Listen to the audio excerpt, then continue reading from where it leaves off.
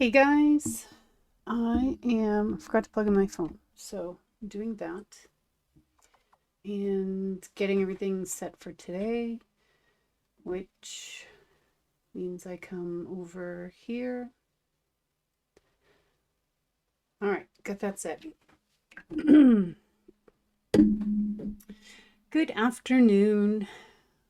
It's Friday, and while many of you think Friday is a great day, I think it's less great. It's more like my Sunday because then I have stuff to do and I have to be social and I have my child home and I can't work, and so it's kind of like tomorrow's like Monday for me. But yeah, today is all about Copic coloring. I need to replenish some cards, and I was at a market this weekend, so I've done some, and I did finish packing up a bunch that I sold. Some Get Well, and then some, these I'd colored I think on last stream. Those are all set and ready to be at the next market. I still have to do these watercolor panels, and something just made a sound and I don't know what it is because because I forgot to shut my sounds off on my phone. So let me do that. Yeah, okay. So we're good there, I think. Let me come over here and get this all set up and answer this. Anytime you have to do something quickly, it's inevitable that it just takes forever to open up. So, yeah. So that's that. That's that. That's that. Okay. Shut this off. Doing the things. Yes, I'm doing all the things.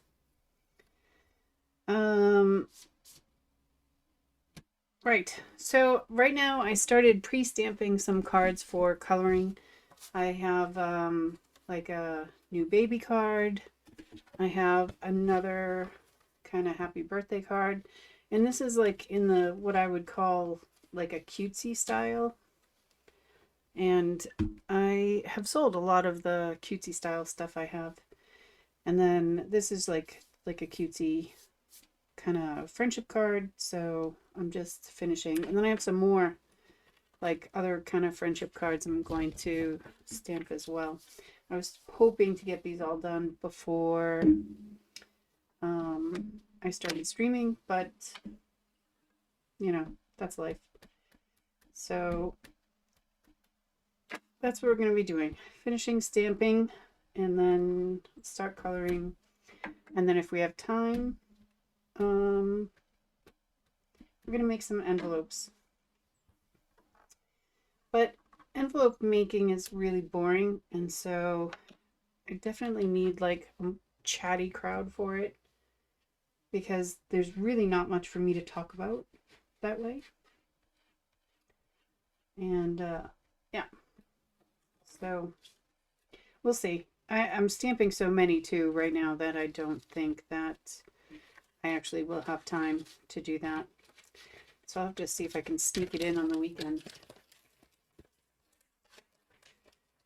Doing all the things. I went and bought flowers this morning, starting to beautify the house, and I did not get them planted though. So when I pick up my son today, then I'm gonna rope him into helping me and get all that stuff planted. So that's my plan. And then what I'm doing now is I just realized this trick with the grid that's on the other side of this like cover, that you can just line it up and then know where it is that you need to put the stamp, and you can kind of like center it on that. And I just realized this today. I've been doing this a long time now. So if you did not know it, there's a tip for you.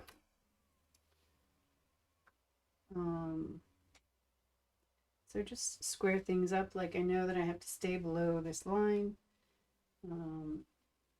Yeah, these stamps are like the hardest. I'm going to have to put my head in there a little bit. These are the hardest to stamp because you can't really see where it's going to end up. So you can only see if it's straight by lining it up. And usually I put it where I want it on the card and line it up that way. And then do this and then come over here and straighten it out a little bit, which also works. But it doesn't work for the images, so you can't see like if it's, you know,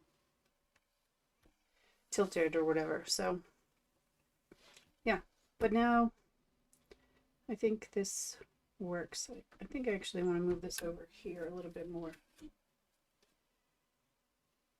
So you're never too old to learn something, apparently.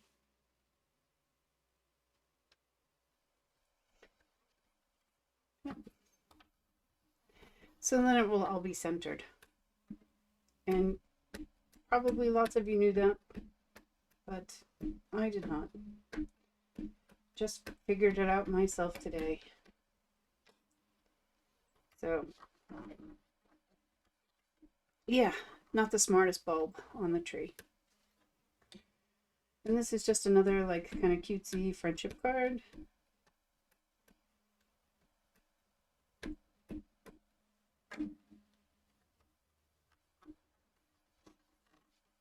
So, and I'm just doing 2 of each. I did pre-cut the panels, so I had some luck this morning.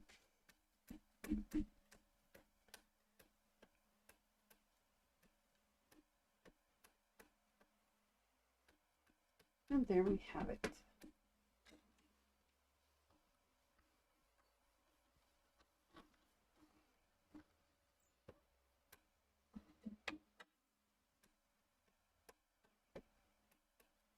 I've actually stamped this one before and colored it before, but I did it in what we call a no line coloring, where you stamp it with a very, very light ink, and then it you can't see the outline. And those are really nice, but they are time consuming. And I'm not in the mood. So I want kind of a quantity over, you know, they take so long, and then for as many hours as it takes, nobody's going to pay that for a card, right? So yep, I'll save it for something, some kind of like wall thing, or I generally just do the no line coloring, either unless I'm in the mood for it, and then I lose ridiculously on it, or if it's something to be hung up instead of just given as a card. So, and this, I've not used this one before, and I love the gnomes from this set, although I did just find some gnomes the other day that I might have to partake in as well. So yeah, I love gnomes. And I should probably put the sentiment right side up. And I should probably put it so that it would stamp, because that is also beneficial.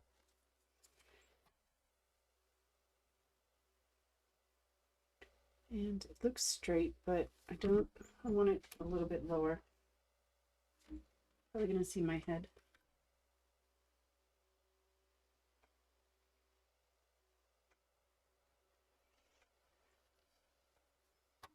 like that.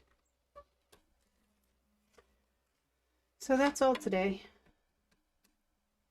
I'm gonna lose myself in some coloring, and then later on when I pick up my son, I will do some planting and get the front of the house mostly done. I just have some planters out there, some bigger planters that I bought for today.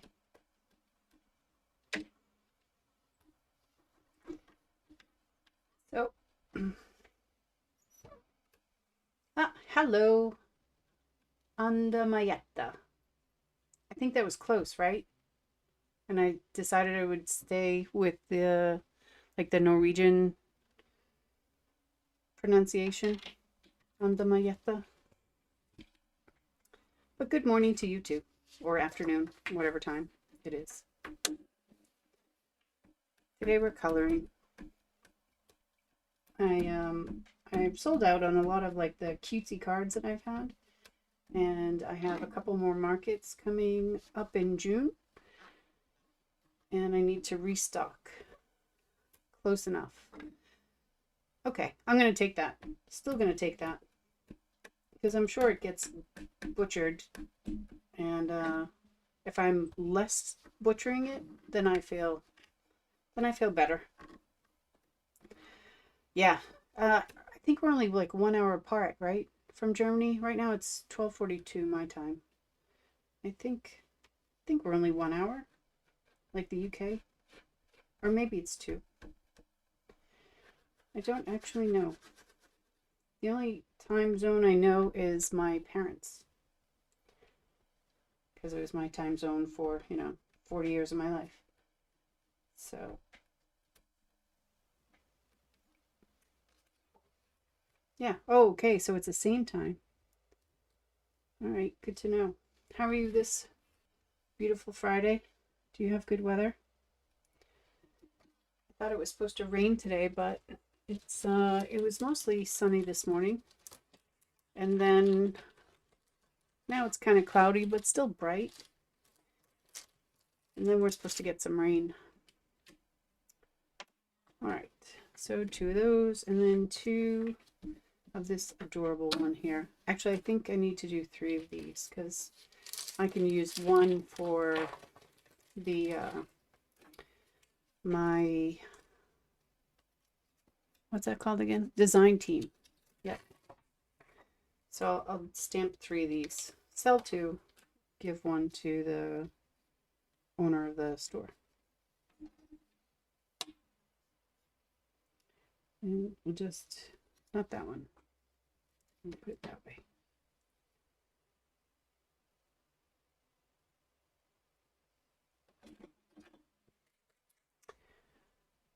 This inspires to a lot of mixed art experiments. Yeah. I actually envy people that can do like mixed media stuff because I just can't. I have a problem also with watercolor on that kind of stuff because it's really hard for me to be loose and like not, yeah, it's hard for me to be loose and not like try and go for realism or a version of realism. So I do envy people. Wait, what happened? You should not have been.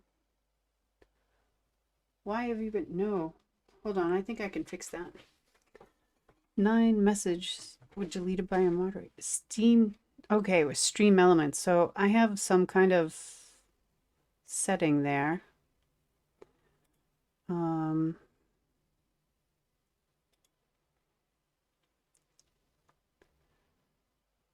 You shouldn't be timed out. There you go. Untime out.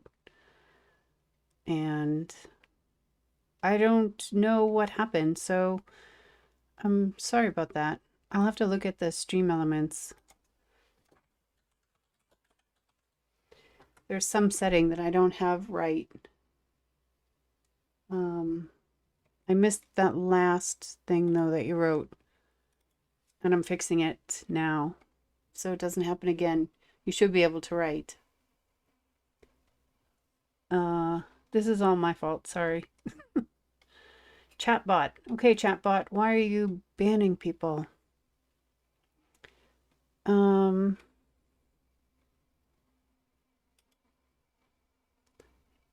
Timers module. Spam filters, maybe? Okay.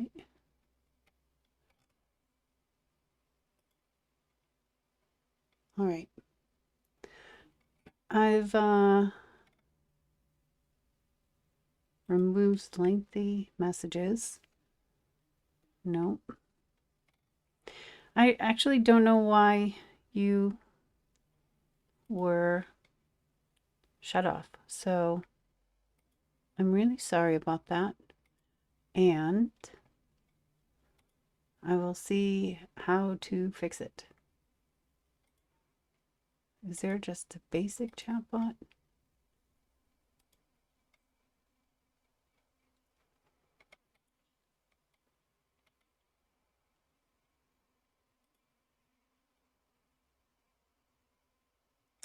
Okay. Caps protection. So you can't yell at me. That one's okay. Links aren't allowed. Excessive amount of emotes. But it's 15, so that shouldn't have been it.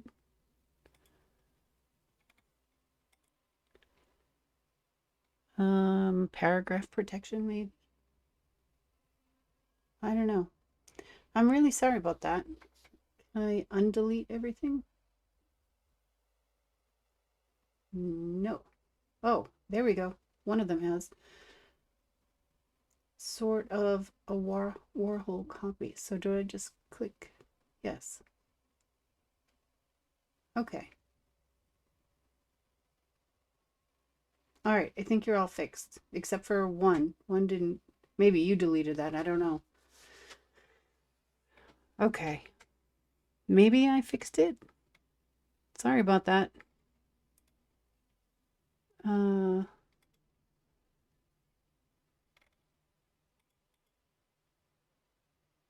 Maybe. I don't know. Okay. So, what? Will you stop doing that?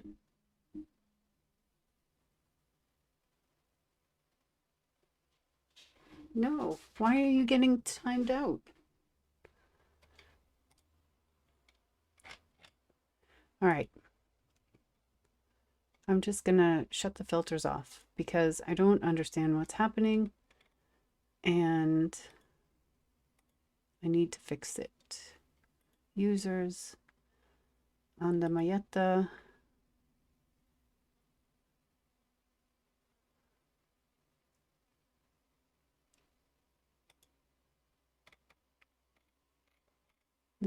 I can't untime you out right now. I do not know why.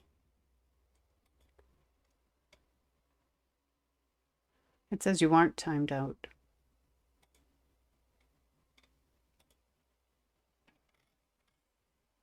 All right. I have removed all of the filters, so hopefully nothing will happen again. But I am kind of clueless with this stuff. So I need like a, what do you call it? I need like a 15-year-old that understands this stuff better than me to explain to me what I'm doing wrong. But according to my thing, you should be all set now.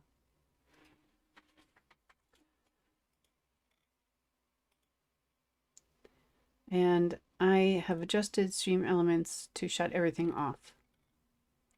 So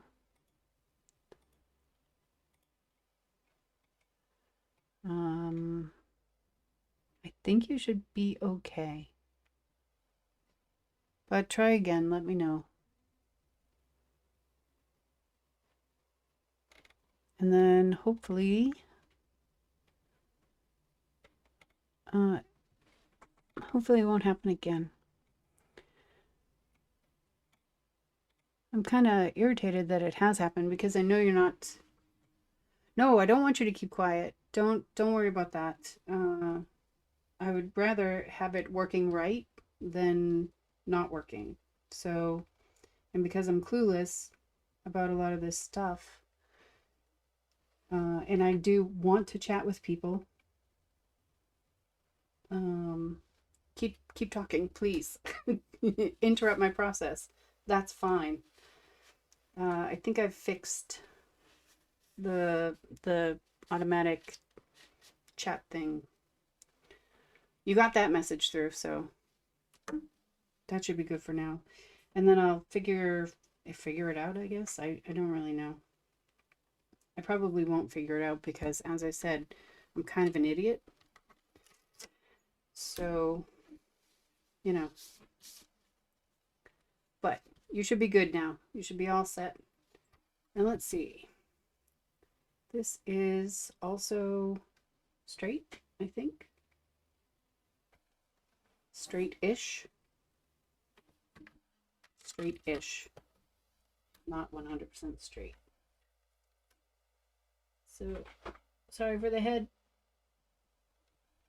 Let's see with this. No, that just made it worse, didn't it? All right. I'm going to slide it back here and figure out how this needs to go.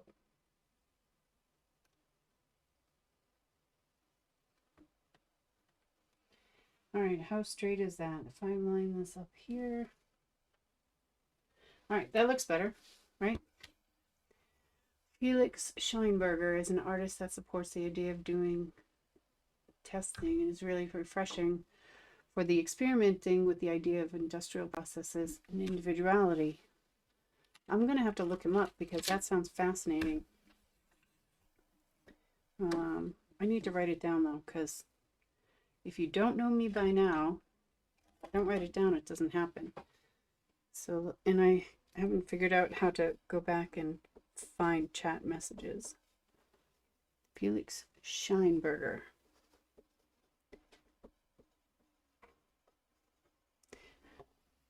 Is that what you had written before and then it timed you out? Because if though that's it, then it would just be like the paragraph protection. So I think I'll turn on link, and I don't want people yelling at me caps. So like a lot of them, I think it has to be a certain number. Advanced. Yeah, like 30 characters. So yeah. So I'll turn on the caps protection and turn on link protection because I don't want spam or porn in there.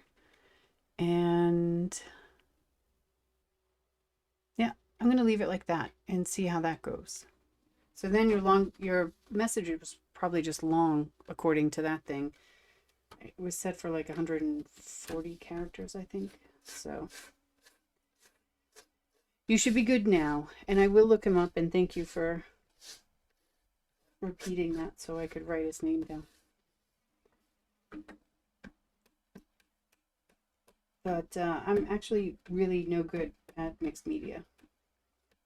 I think I like things too clean and simple. I don't know if it's just because that's what I like or my style. I don't know. But one more time stamping. A little bit darker, a little bit clearer. This actually would be a nice card too. Color with outlines as well,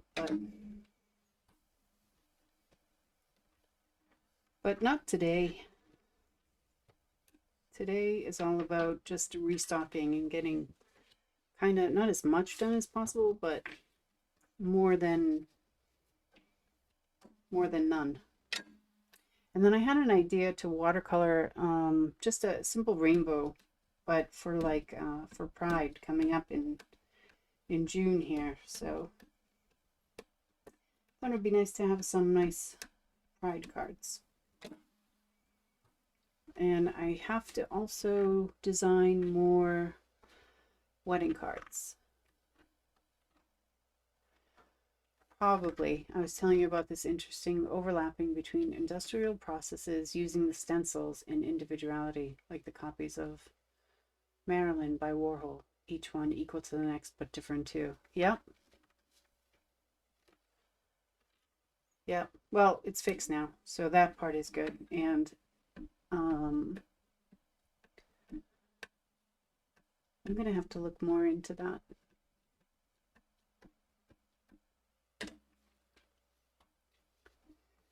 Unless you're saying that's what I do. I'm not sure that I would fit into that though. I think you need to be more clever. And I don't particularly think that I'm very clever. My friend is going to smack me in the head next time she sees me. But I know what I like, and I know what I'm fairly good at. Thank you. Thank you for hosting. And that's the friend, actually, that's going to smack me next time she sees me. But I can get out of my comfort zone and do other things, but when push comes to shove, I go back to what I'm familiar with and what I like doing. Imagine the dress is painted with a blob of color. Yeah. Yeah, that's where I have the problem, because I want to do like a proper coloring.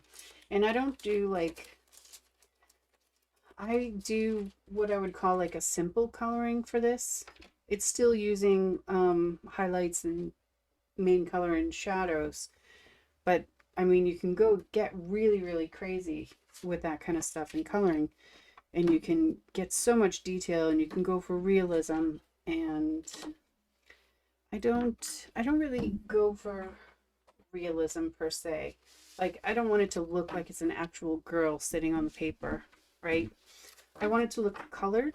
I like it nice, and I like it to have like texture and like the idea of realism. So maybe like somewhere between animated and realistic, like right in the middle. I think that's where I'm more comfortable. And what, I mean, I do this stuff really more for my like mental health, because I get a lot of relief coloring. So yeah, that's what I usually stick with. So these are the ones, and these are all cutesy cards, because I'm kind of out of cutesy cards. They've been sold, which is a good thing. And this is actually, besides this one, they're all the same stamp maker as well, because I can't draw. Watercolor and washes. Yep, I do like that too. Since the 10-day challenge and all of those paintings, I've kind of stepped back a little bit. Like I said, I was going to do like just a rainbow background in watercolor for like a pride card, but it depends, depends on how much I get done. But I think I'm gonna jump in with, let's see, I can always do birthday. This is the order I'm gonna do him in. Oh, I really wanted to color him though. I'm gonna put him up first.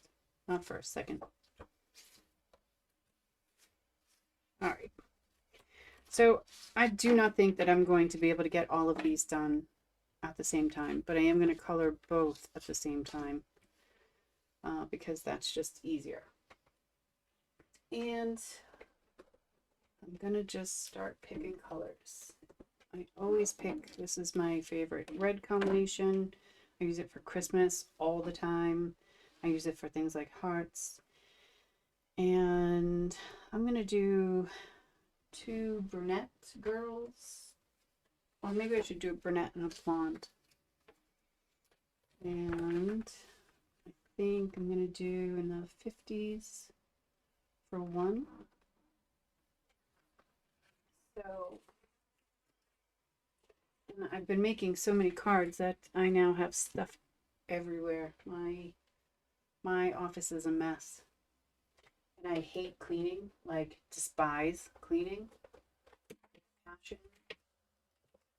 So, but I'm gonna have to.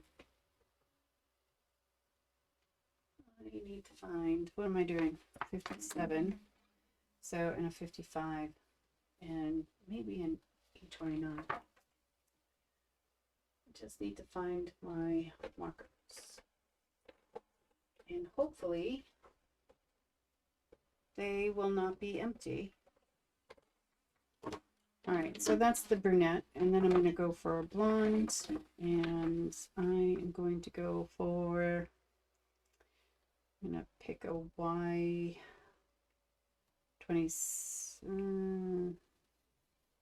yeah, I'll go for a Y26, and then go for Y00, and probably Y13. And I have no rhyme or reason why I'm picking these colors. I'm just trying to find like a, you know, hopefully this will be a nice blonde color. We'll see. And then what else do we have to decide for? We have two outfits. Skin is pretty standard for me. I just do take 11 E00 and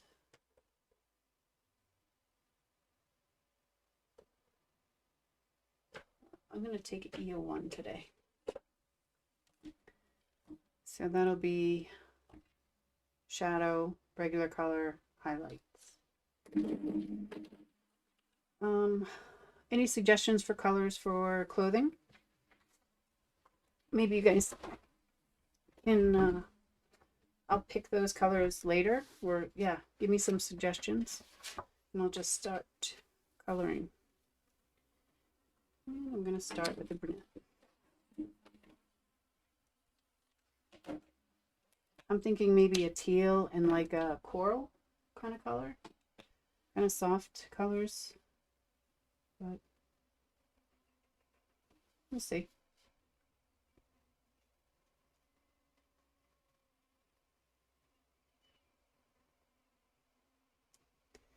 So just adding in the shadows and trying to add in like where the shadows would be, like the darkest part would be at the heart, and then adding, following the lines that are already in the stamp and adding some texture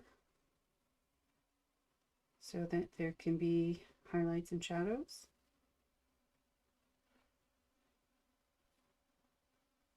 And then trying to figure out, like, there would be natural shadow there would be natural shadow under here, some lines.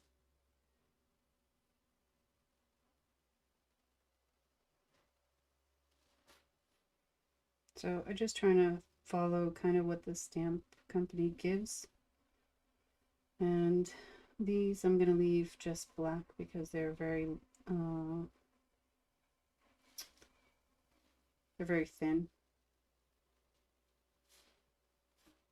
And then I'm just going to add in some more lines of my own.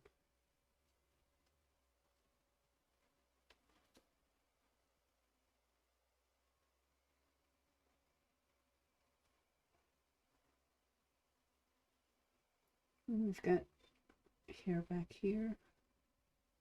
So I'm not going to be too much color because it's really tight.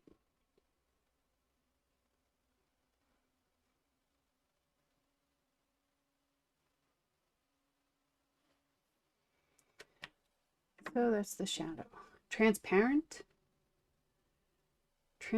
clothes? Isn't that scandalous? Kind of doesn't fit the cutesy vibe.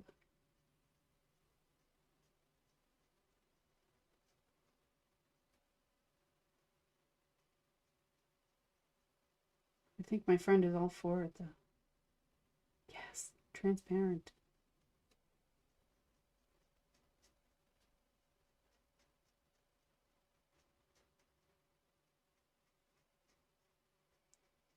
So I'm just going over and kind of blending and bringing the color out a bit more, trying to leave space for where there would be a natural highlight if this like was a person in a photograph type thing, but not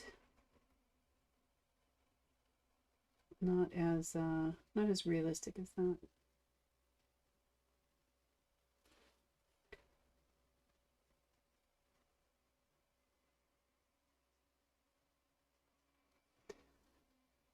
Semi-transparent. So would pastel work if I went with like really, really light colors?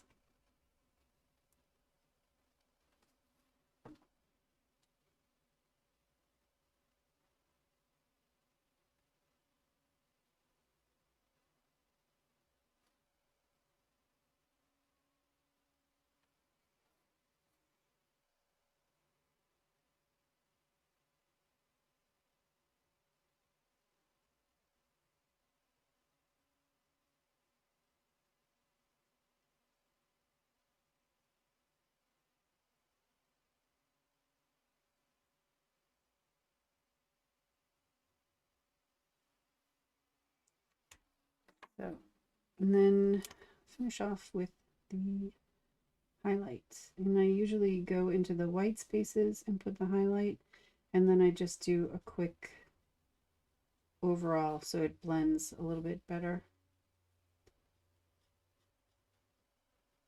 So it's not like a strong line.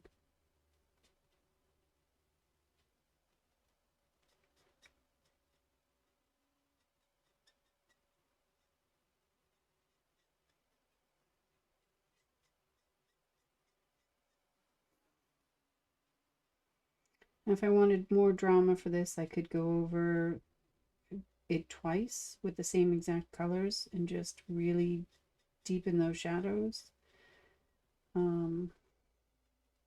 But this is, again, it's a card and not something that's going to be hanging on someone's wall. So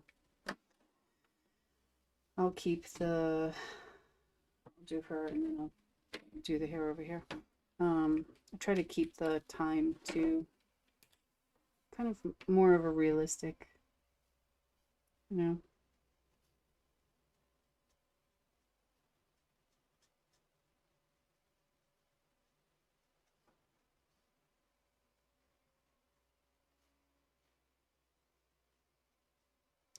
So now that I've followed the recommended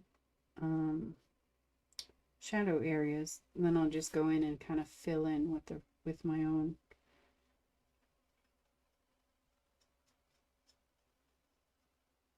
You know, they show movement and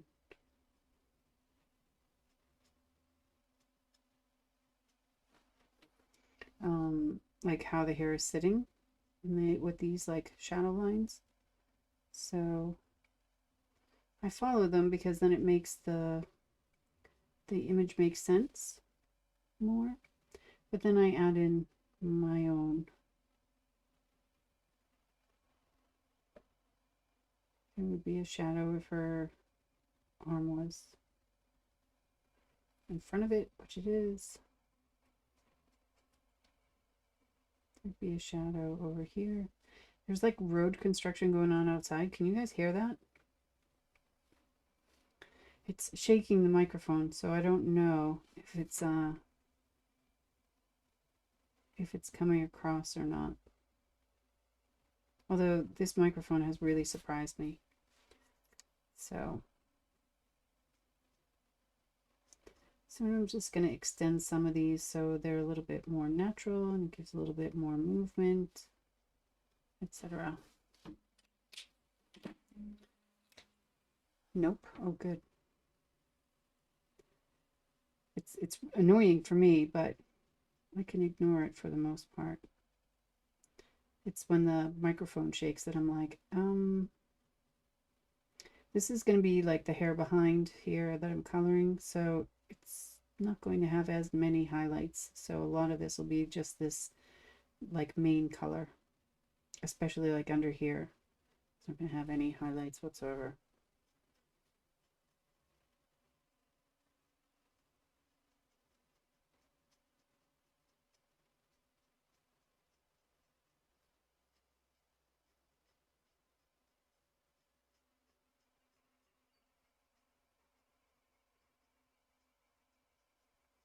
The entire house is shaking.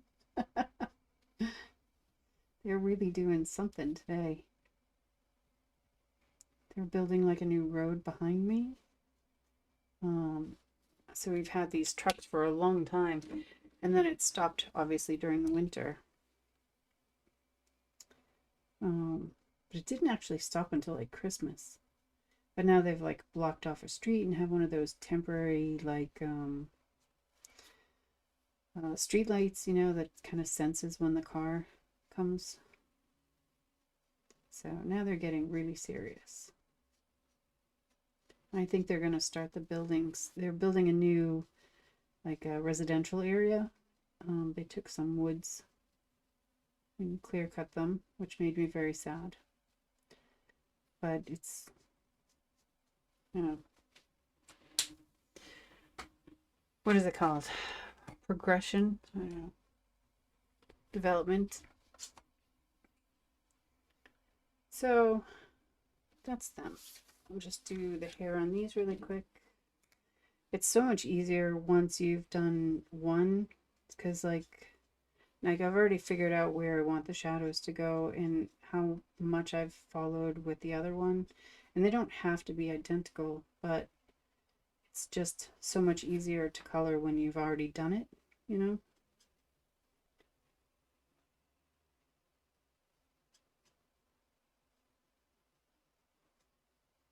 Then things go pretty fast.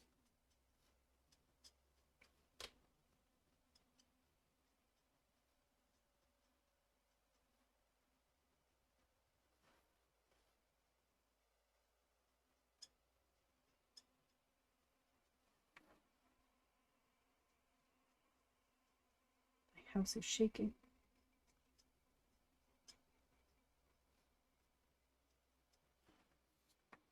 So, anyone have any good plans for the weekend?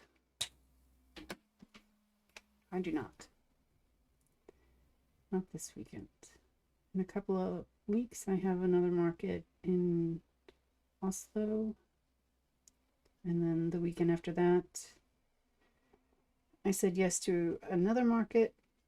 And then I think I'll be done for the summer with markets. So the next one that I know about is like in September. So I'll have plenty of time. Well, I say that. I won't have any time whatsoever because my kid will be home for a lot of that. When he's around, I don't actually get to do much in my office. Cooking, museum, world domination, enjoying the sun. That's a really good plan. I've got some suggestions for the world domination part.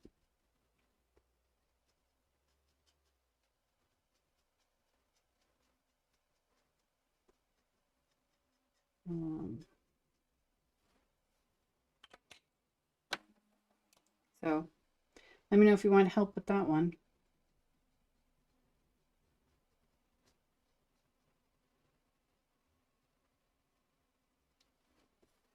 My husband and I went on a date yesterday. We just went to dinner, very close. But we figured out that it was the first time we've been out, just him and I, for dinner since I was pregnant with my son. And yeah, it was weird, but kind of cool at the same time. So thank you to my dear friend and partner in crime, Gunnar, for watching the boy. So we could do that.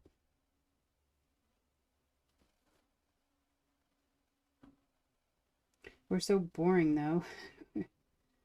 We didn't actually know what to do. Like we were done with the dinner, like after an hour, and then we were like, well, now what? I don't know. So we did picked up some snacks for the kid, and then went and got the car washed. Yeah, we really need to relearn how to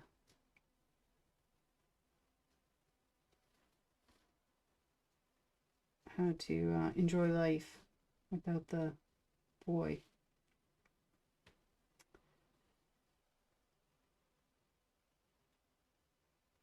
Bring them on, always hungry for controlling methods. Yes.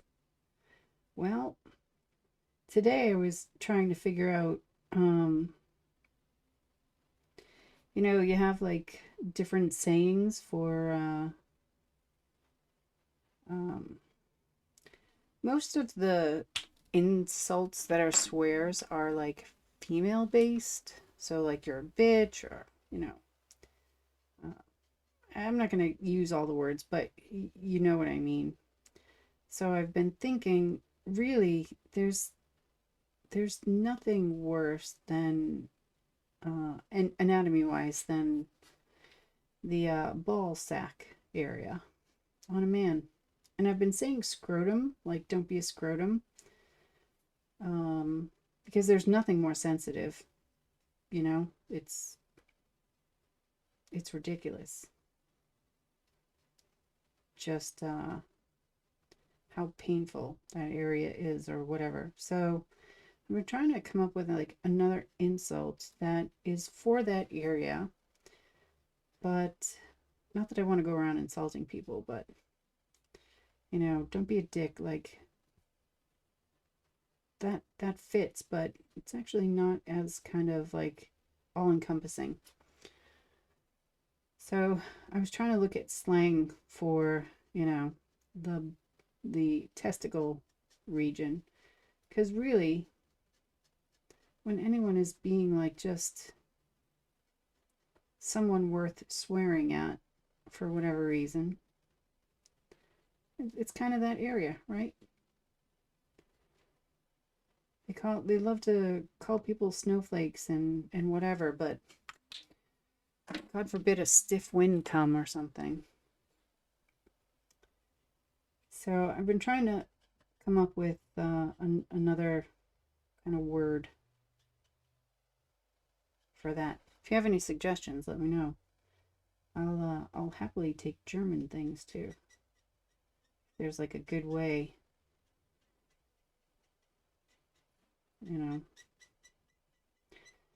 It's funny that I'm doing this, because it's really not like I insult people on a daily basis or anything. But I'm just so tired of everything being like, every insult is female based, female anatomy, female, activity or moods. I'm just tired of it.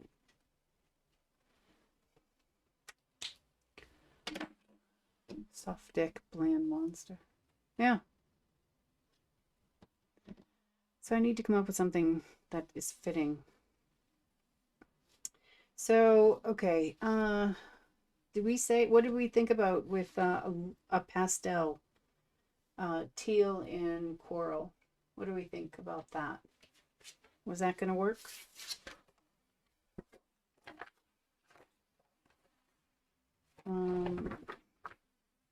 So like in this kind of corally area around here for the blonde, and then kind of like this area ish for the brunette. Does that sound good? What colors do I want though? So for coral, I could just be really, really light.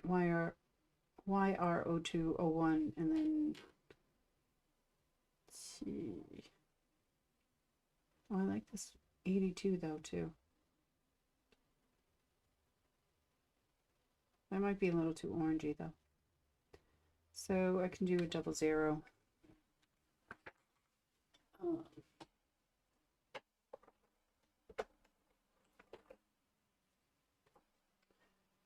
I could maybe do the 000 instead. It should be that one. I think I'll do that one instead. So 000, 1 and 2.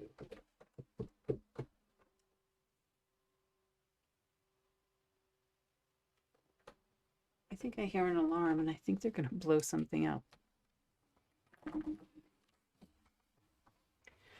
Held a message for reason. Nope, I'm going to allow that. Yep. Shagging balls. Yes. That's what I'm talking about. Did that go through? Does the color need to be realistic or only the saturation? Can be either.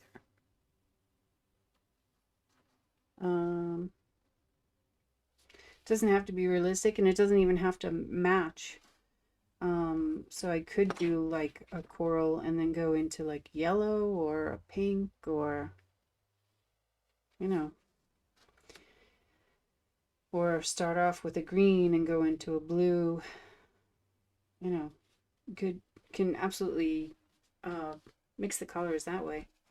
I'm kind of just going for speed, and you know, my speed thing is my triple combination.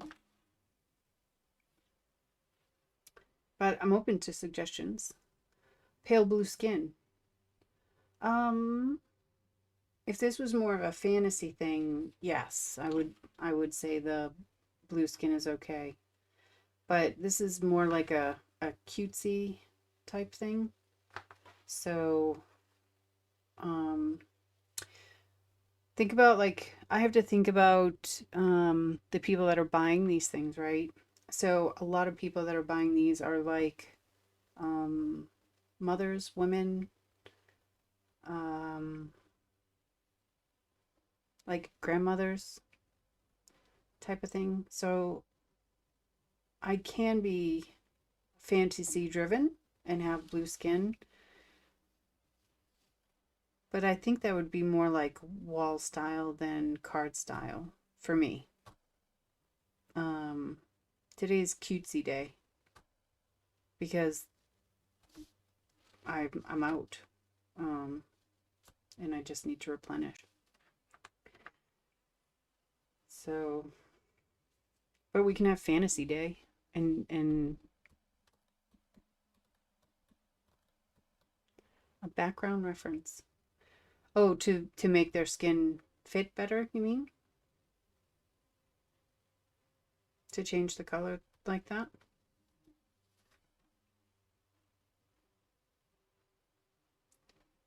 Um,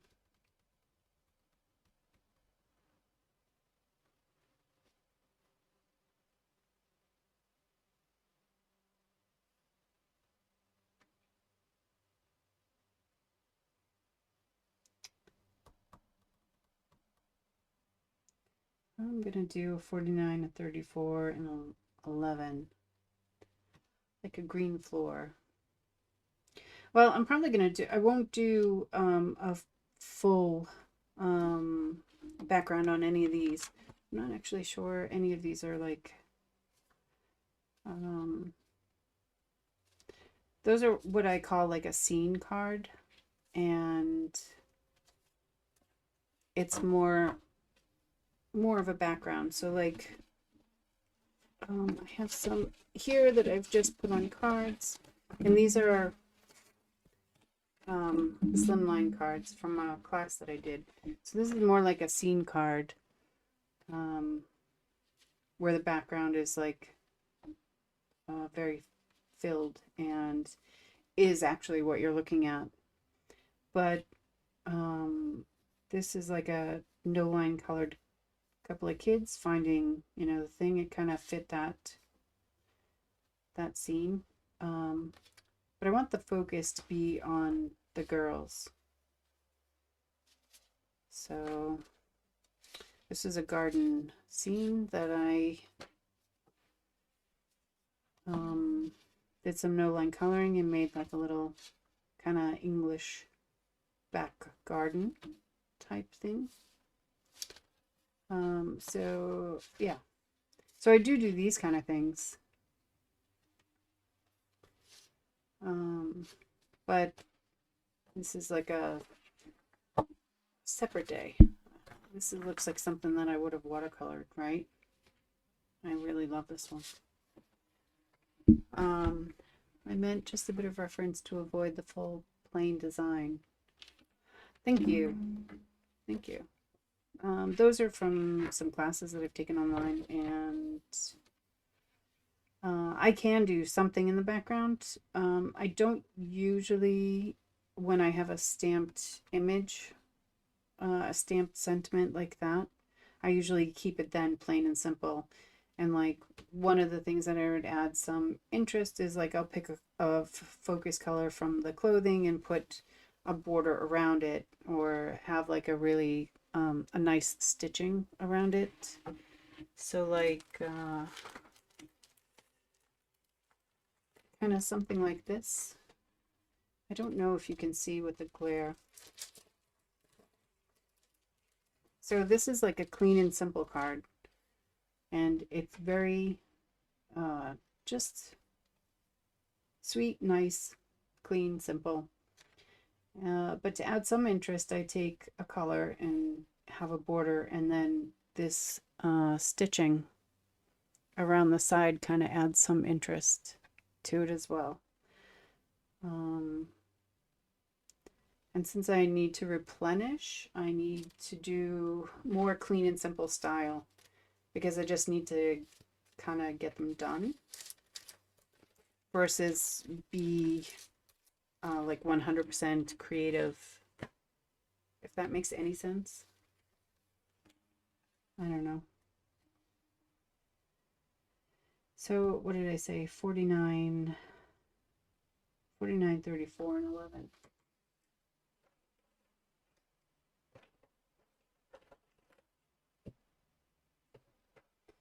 So I really just have to restock,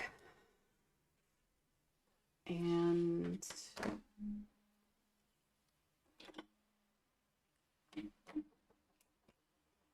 that's what today is going to be more about.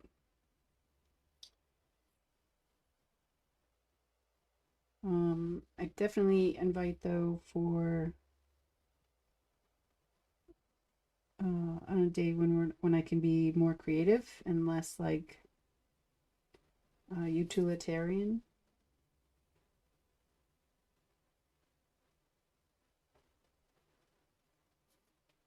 That would be really cool if you had suggestions that I could incorporate.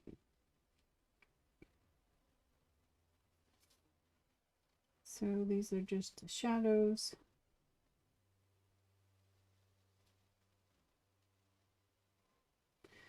And I'm going to add some texture just by adding some kind of folds.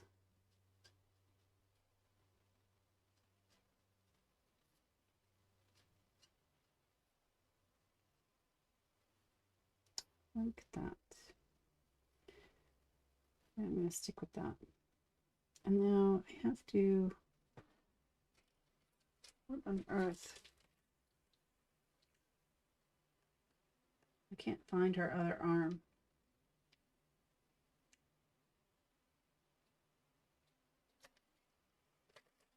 So I don't know where her other arm is. There's something here, but oh, I think that's hair, but I forgot to color. And I forgot to color on both.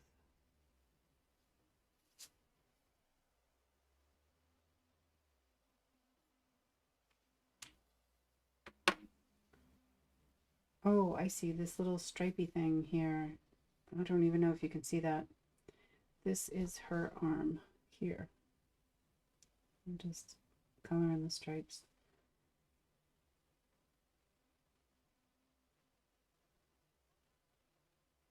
can't even see that one.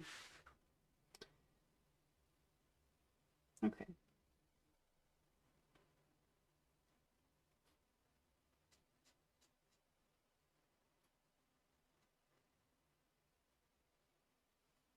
Yeah.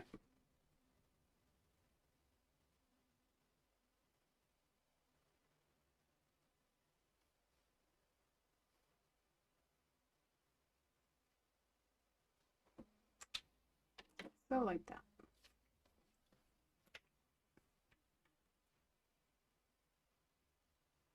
And these are really two different colors, so I'm going to have to really focus on blending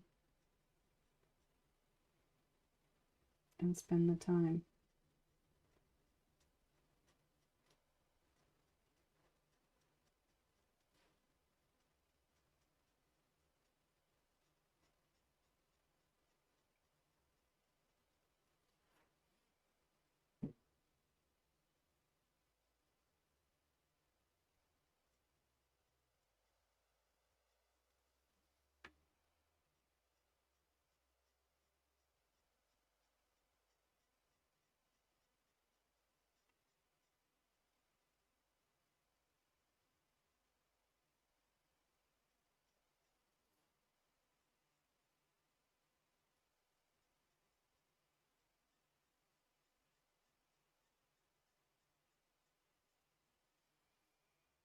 So like that. I'm just sticking this side up here and even that out. Maybe add just a little one there. And then highlight.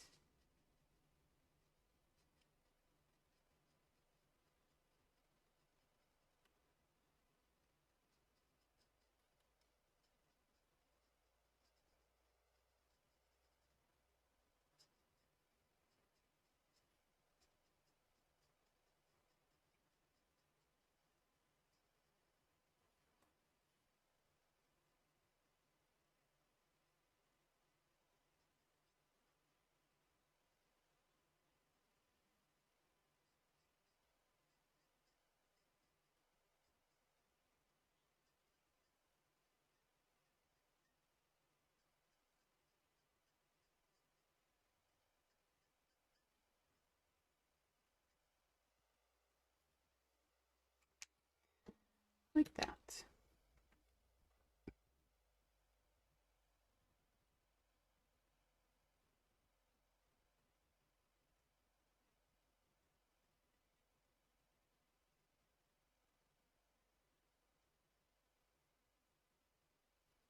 Do you use Copics as well? Does anyone?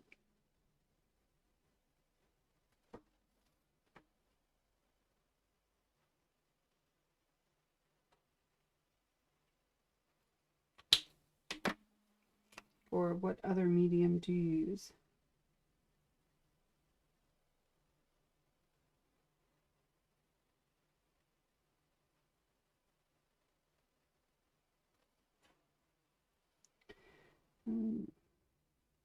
The stripe, can't even really see it behind here, but it's there. I'm going to have her shirt this lighter color, and then I'm just going to take this medium color and fill in here.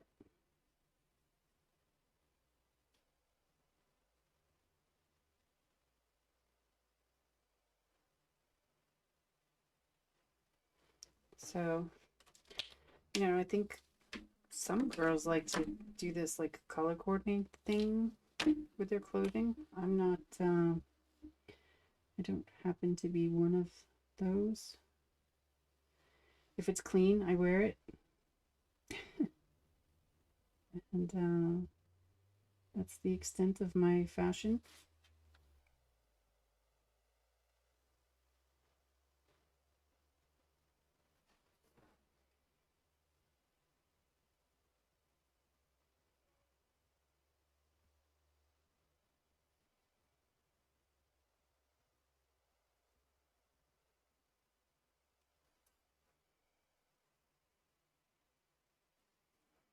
I'm not going to add the same kind of like, I don't think this dress lends for it as much as that one did.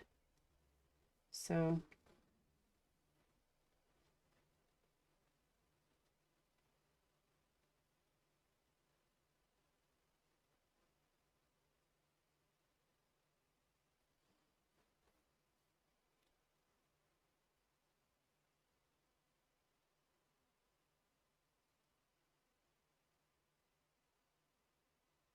just going to update the shadow a little bit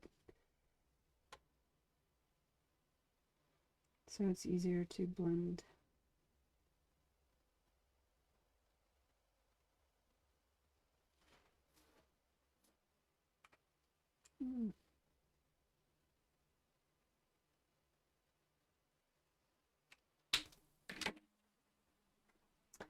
How about switching dresses in the two pictures? Yeah, I could do that for sure.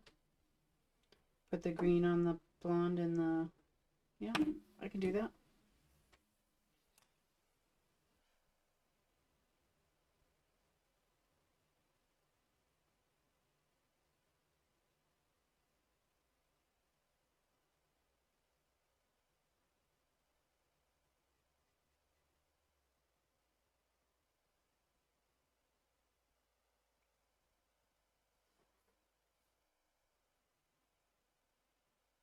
Is it hard watching the same image get colored twice?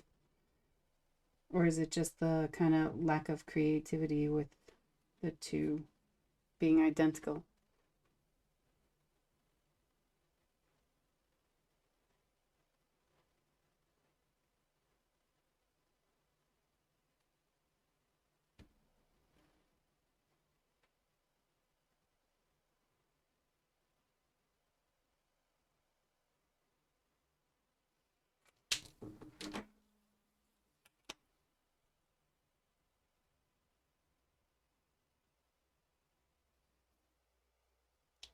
Pockets are going to be this lighter color.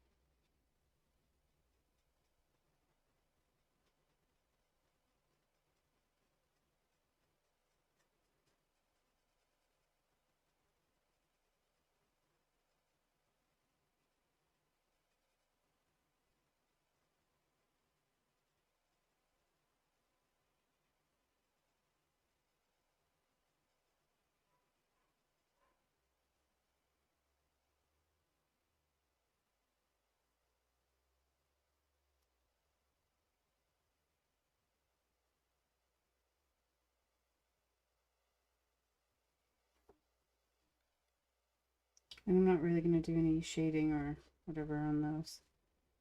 Although I really should though, with at least this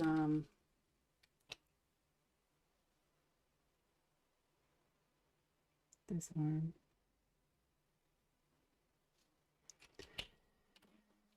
So my thought was about the buyer and the idea that friends tend to share also clothes, providing sizing is right. Yeah, you are not wrong. I'm sure if I was the same size as my friend, she would have a field day playing around with me. So yeah, I'll switch them.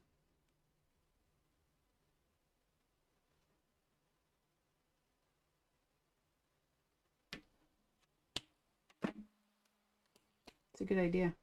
And actually something I probably would not have thought of before. So thank you.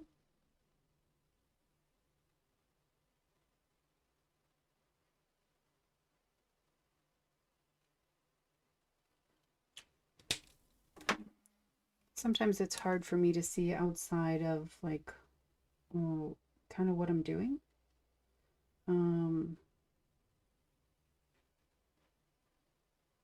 You know, like my goal is just to get them done per se.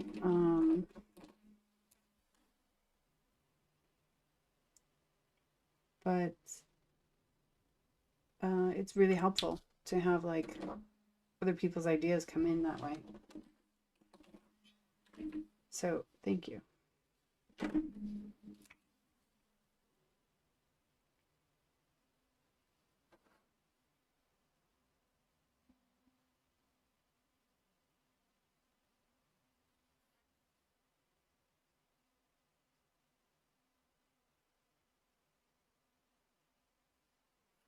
These arms are so thin. I'm just going to take that medium color and fill them in. There's no way I'm getting texture or shadowing in there. Not that you'd be able to see anyway. So.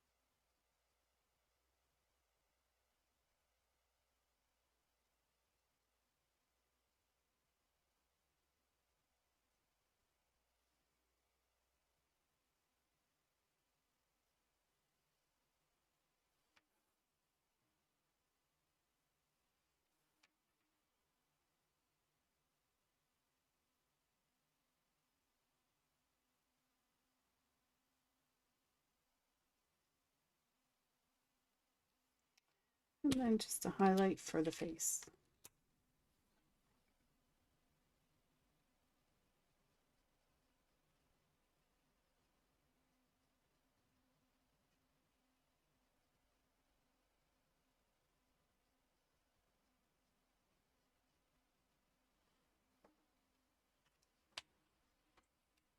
And then same for her.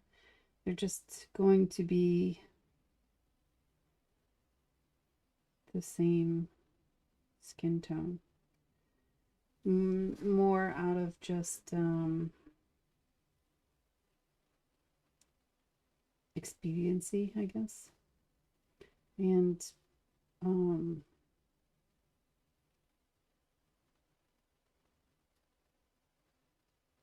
yeah.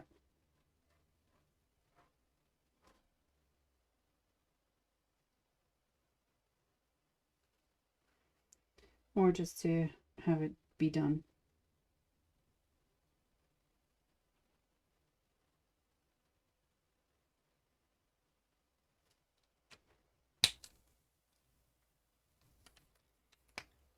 But also I have to kind of think a little bit about clientele. And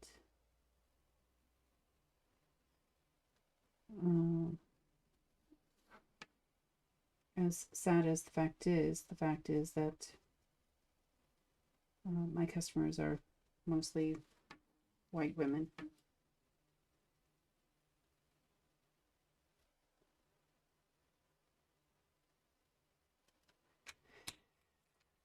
So, yeah.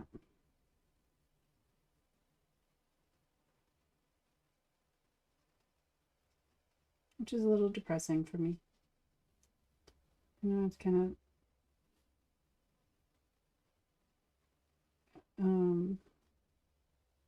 I'd like to be really diverse, but I just don't.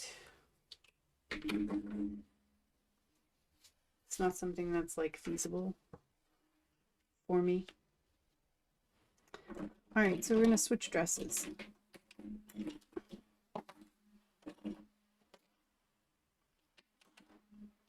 So I'll do the same thing here. And with the darker color, I'm going to come in and do the shadows and the kind of like movement of the dress.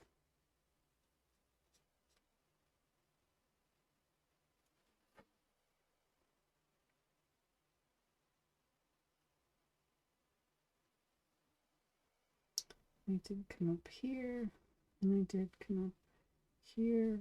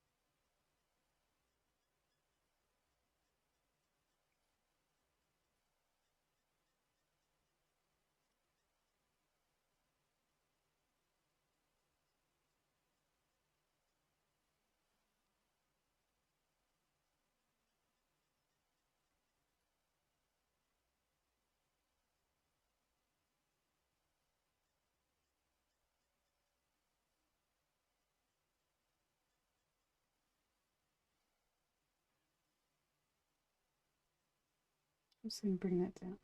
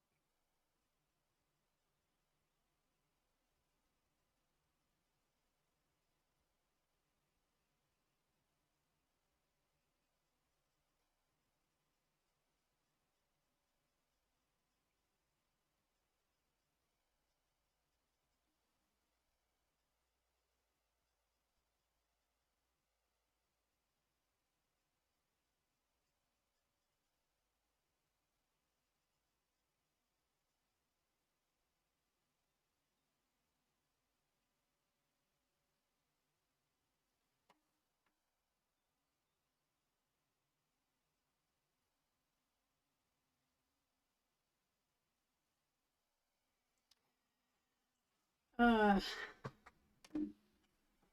my friend says that she thinks a lot of people stay quiet because this is like a Zen thing for them. It's just kind of relaxing to just sit and watch this. Is that truly the case? Is that why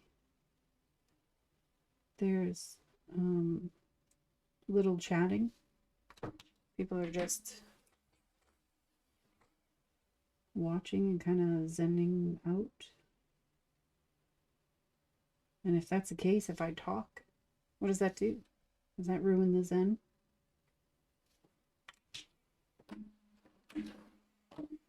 It is. Okay.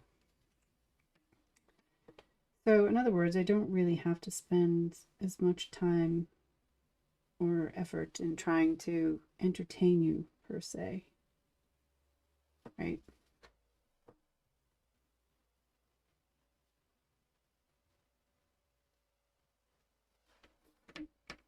This is also very zen for me, and it's the reason why I do it.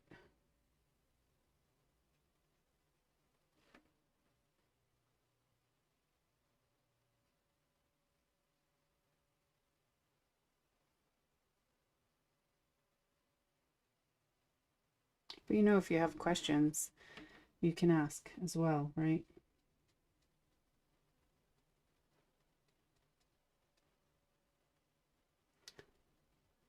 The voice is good.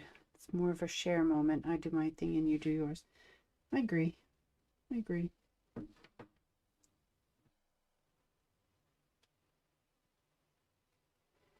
I just sometimes I'm like, oh, but I'm not saying anything, so you know, and I can very easily get lost in kind of my own zen here, and then I don't want to like,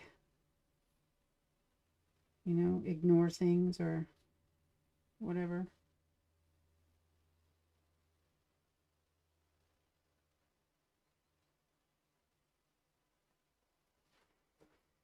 But from the streams that I've been watching, there is a lot of like quiet actually in them. Although, wait, although it is also a bit of procrastination on my side of the screen, fishing for inspiration. Yeah, isn't inspiration is a fickle thing, huh? Um, for me, it tends to be all or nothing, and there's so very little in between.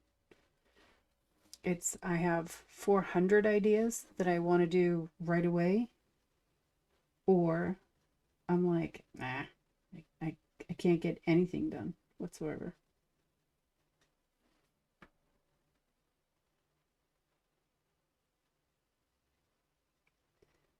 Um, and those times I kind of tend to like watch streamers and get ideas there, or YouTube, or if I'm really in the mood to kind of be productive, I can jump into one of my very many hundreds of online art classes that I take.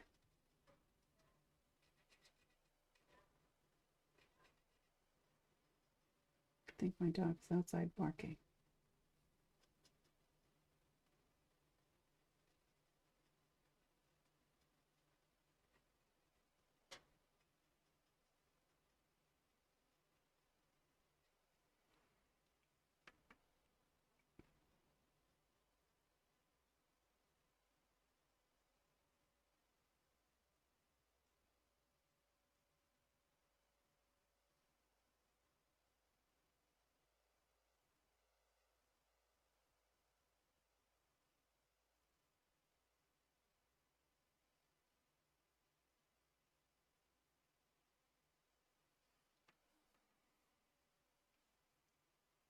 Yep. I was going to do the lightest color on that too. I appreciate that it does not feel like you're hunting desperately for more subscribers, but doing your thing. It sounds like you're enjoying it. That is it. I mean, while I would love to have like a really interesting chat going on, like this thing is literally just for inspiring others. Like I don't have the skills to teach. I don't think like and I don't want to, because everything I've learned from someone else, and I can just send you to that person to take classes, and you get far more out of it than you could ever get from me. So I'm really just here to share, like, this is what I do, and you can like it or not like it. Like, I don't know. I'm gonna do this regardless, and I don't make any money from Twitch, and nor do I really want to. So yeah, it's just my thing. But I'm glad that you like that. I don't really think I could be the kind of person that's like, remember to like and subscribe and whatever. Although, like, the more people that come to watch, like, that's just when you know, the chat can get interesting, and we can have like if there was more than just me, somebody in the chat who could have understood or knew your reference to Felix, like, that would have been a great conversation to have, like, very inspiring, right? So while I do want more people, like, that, I don't want more people so I can be a world famous Twitch streamer or YouTuber or anything like that. I just think the conversations would be interesting, you know?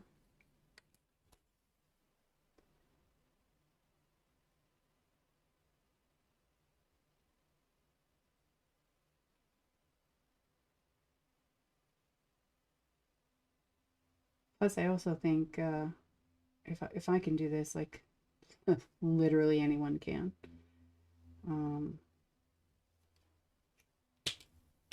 Yeah, and it's just about, it's kind of like finding your weird in the world.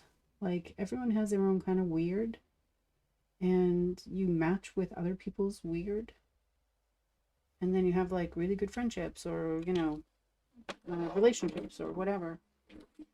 And this is my attempt at finding my artistic weird and having, you know,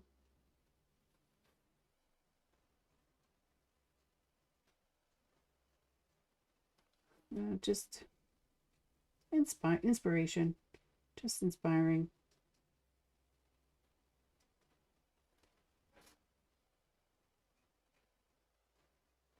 But thank you for saying that.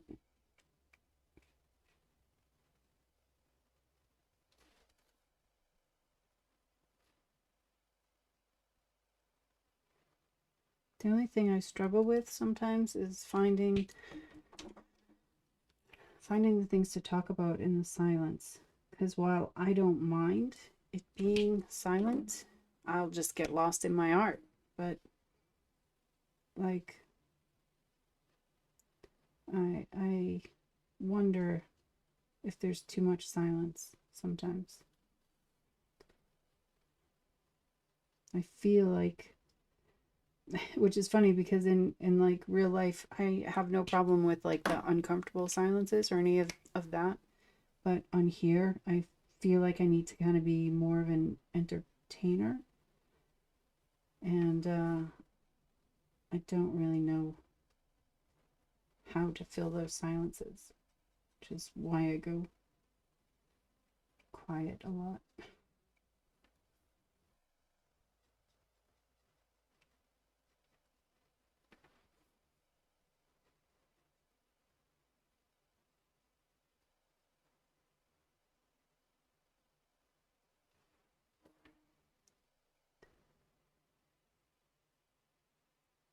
Tiny, skinny little arms.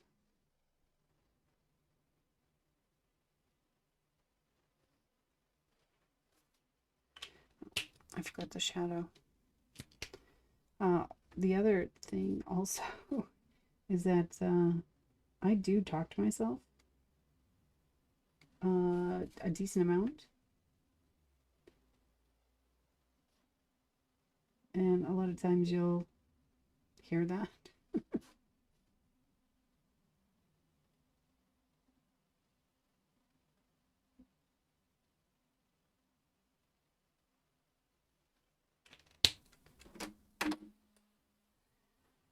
Have you considered if the quietness is annoying to you to have some background music? Yes. It's not actually that it's annoying to me. I like the quiet.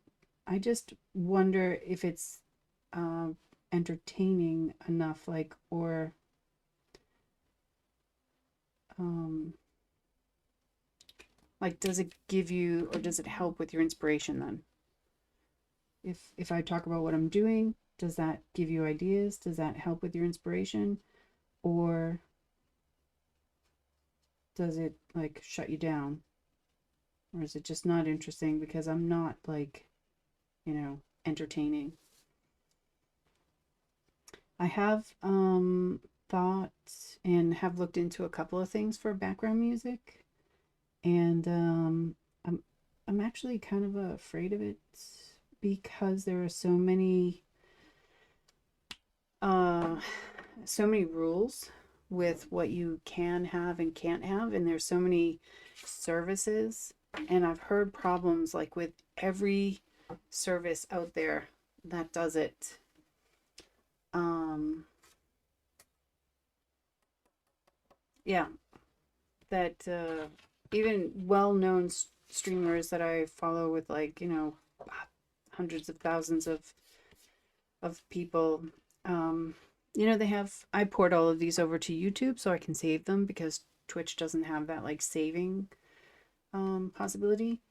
And so the music that's allowed on Twitch sometimes isn't allowed on YouTube, and there's like all these legality things, and I quite honestly don't want to deal with it at all because it's just a pain in the butt.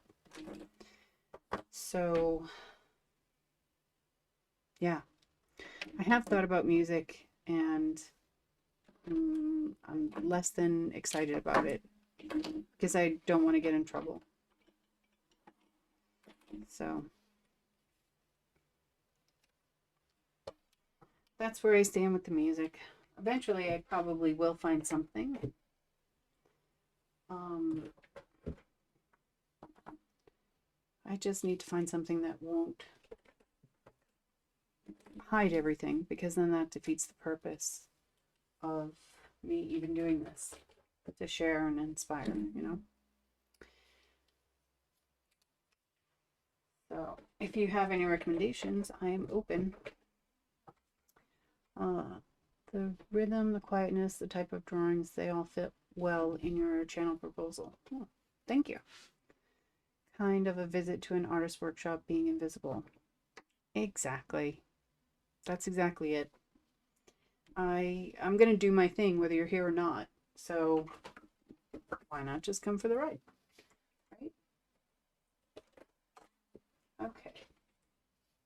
So I'm going to do very typical red, my kind of Christmas red. And then I'm going to need a green combo for the leaves and the stems. And I think I'm going to make some of these flowers white and then some of like these smaller ones. I don't know, maybe a blue, I think. I love gnomes. But I just saw the best one the other day. I got an email like, new release from one of the companies that I follow. And it had this gnome that was kind of just laying there super relaxed, but it had like a number of things to go with the gnome. So there was like some, not bottles, but like a big glass of beer was one of them.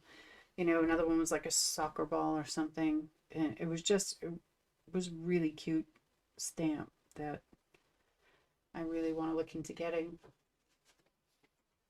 All right, green flowers. So I think I have like some saved like color combos that I've liked and used, and I think I'm just gonna pick from that. I'm not gonna go with Christmas green, and I don't want to go with evergreen. Yeah, that's a good one. G09, G21, YG03.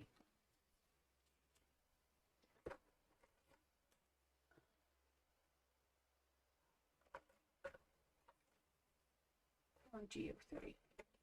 And then what did I say? Blue, right? Red and blue go great together. So what blue do I want? Kind of want in this area here. So 01, 04. Actually, I think I'm going to stay with those two-tone B04, B01 with that. And what color did I say? Oh, white for the other colors. So I have grays there for that. And yeah, that's it. BO1, BO, maybe I'll take out 2 as well. They are alcohol-based pens. Yes, these are. Yep.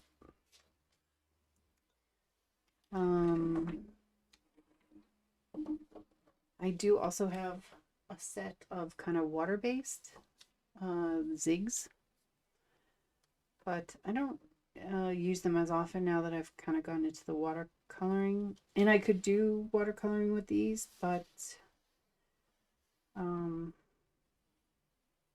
kind of save that more for like wall stuff, for things that will be saved, because it's very time consuming. So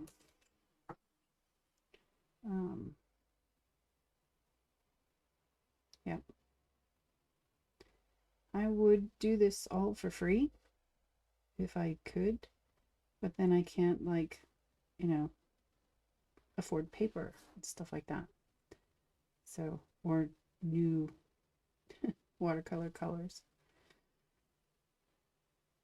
So I kind of have to be artistic and yet still realistic. If I watercolored this card, it would take way longer than what people would want to pay for it. So everyone wants a bargain, and I get that because I am the same way. I like finding good deals and but then that just makes me kind of limit what I can give to a project, unless I just say screw it and then I give it to a friend for free, because I'd rather do that.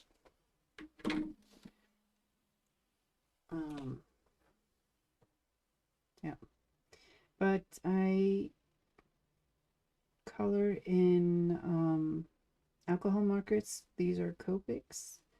And then I also color with pencils.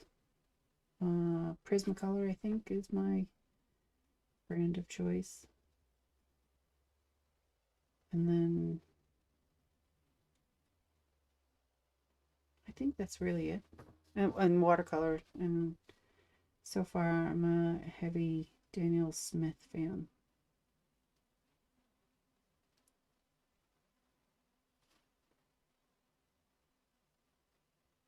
But I actually don't, pencils are for wall stuff as well because of the time associated with them. Pencils take a lot longer to use and color. So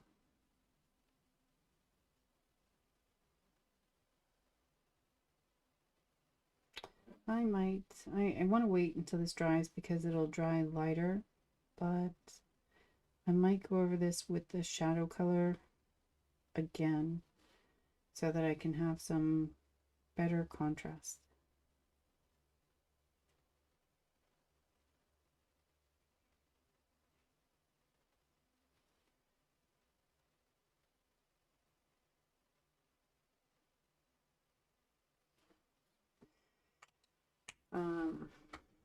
It will dry lighter, but I just do want it a little bit darker.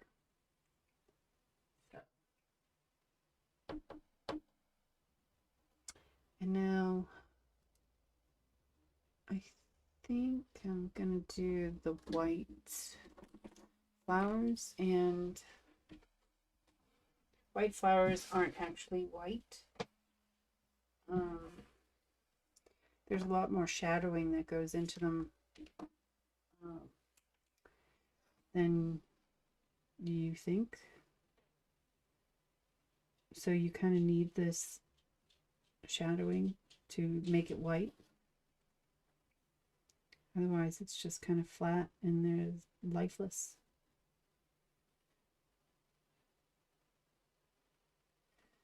So I use a cool gray when I do like a white flower. I think it fits the best. Then, or neutral would work too, but I think it fits the best for showing white.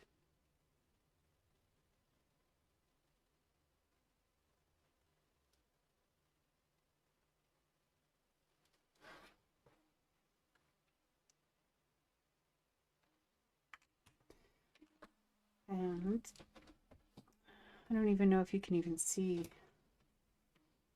these lines. My preview is so small, so I've yet to actually see what this all looks like on a computer.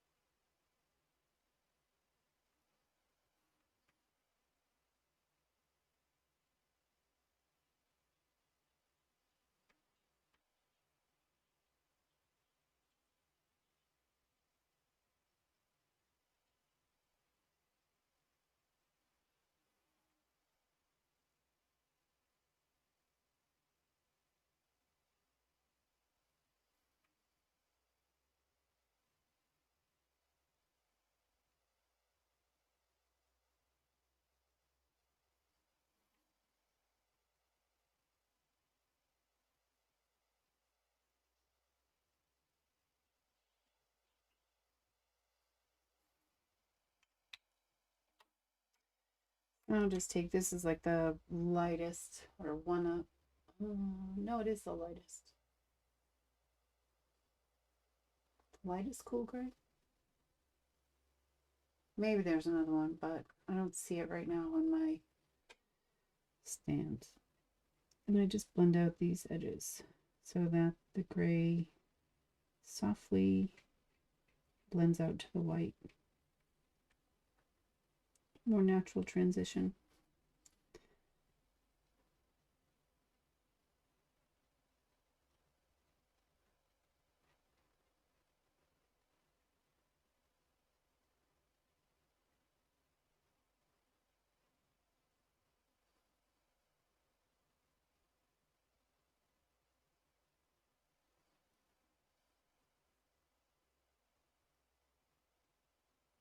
It'll look really dark now though because it's wet.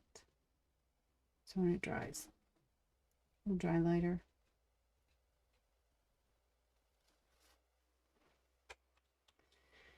And then I probably need some kind of thing for the center, which should be some yellowy orangey.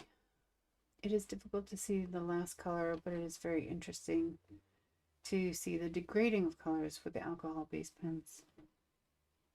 Yes, anytime you put a lighter color on top of a darker color, it's going to kind of remove some of it, and that's how you get the blending. So like on these flowers, that first blue was actually pretty bright, but because it went over it with two colors that were lighter than it's really faded out. But I think it probably looks, let me see if I can do this. It's very difficult for me to touch my phone when this is on because it doesn't respond right away, and I'm afraid of like screwing things up. So if I come closer and then focus, then you can see really how light it goes.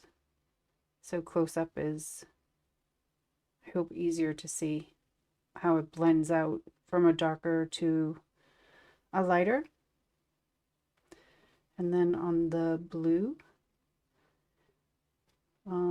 it's quite light, but we'll make the lighter be even more lighter when we add a darker contrast to it. So beautiful. The fading is great. Thank you. I'm sorry you can't see that like just normally. I could zoom in. Do you think that would help? Maybe I can try it next time. I'm afraid that you're just going to see this though, you know? You're only going to see my big hands get in the way. And then if you can't see what I'm doing,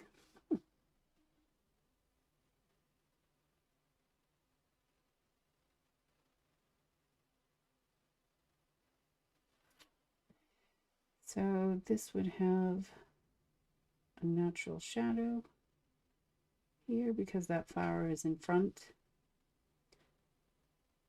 And this is actually the kind of talking that I do to myself, do whether I'm streaming or not, like shadow here,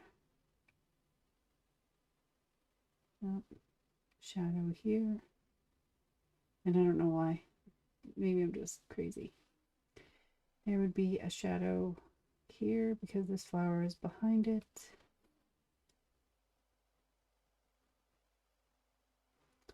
And there's that, there's that. Okay, that one's all done.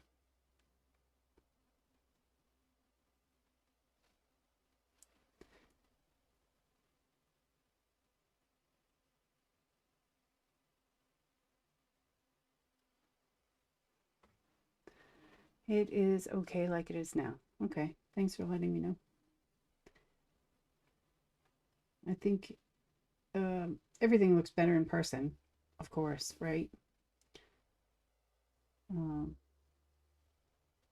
I'm actually pretty impressed that I got that focus thing to work.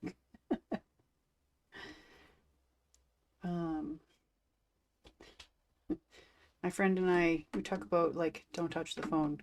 Because every time we touch the phone during trying to do something, it, we inevitably like hang up or disconnect. So I'm kind of happy that I got that done and didn't disconnect.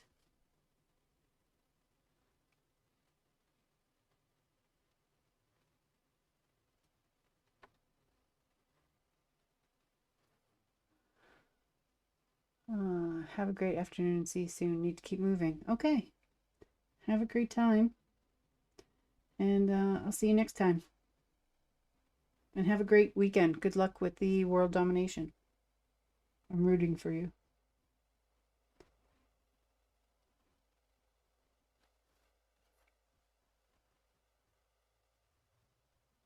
The museum should probably be fun too. Oh, there's going to be a shadow there.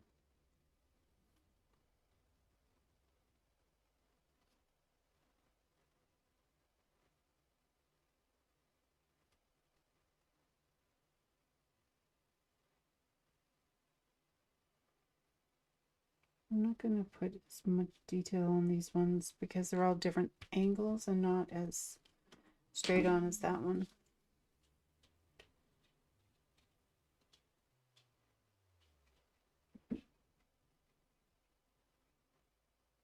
And these in the back will be darker because they'll have less light shining on them.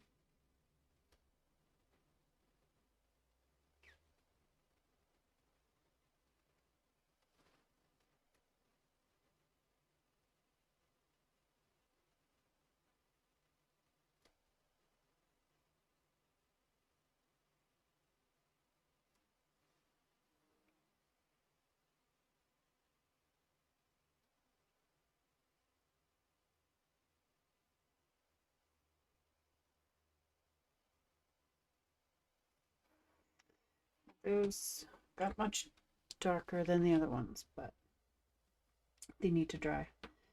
So now I'm gonna do the green. And all the same. First I'm just gonna pick a leaf, and where there would be kind of natural shadows, and line those out. I can also follow kind of the stem to add interest. I haven't decided what color I want this underneath of the flower. It could just be, it's very small, so I'm just going to do this darkest green because I am going to make it brighter again. So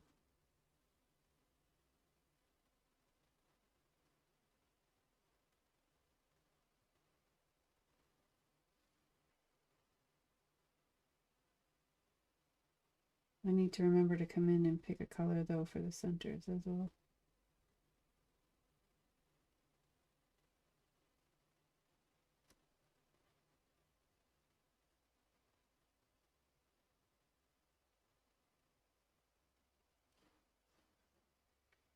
So,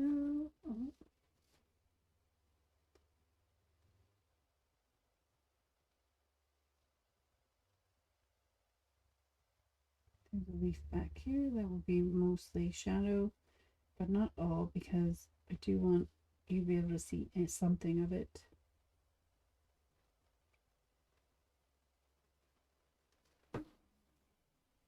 But these have a lot of shadows.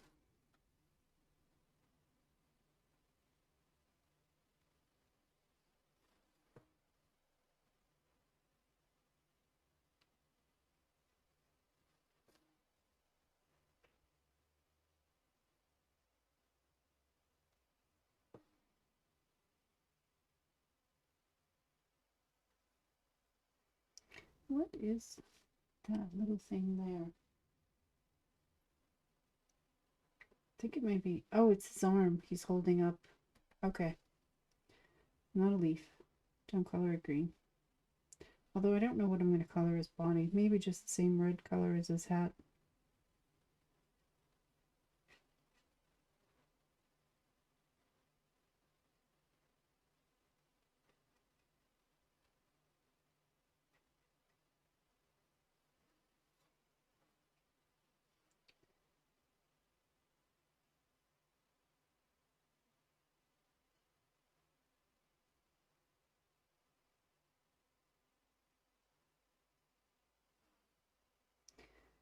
Okay, leaves over here.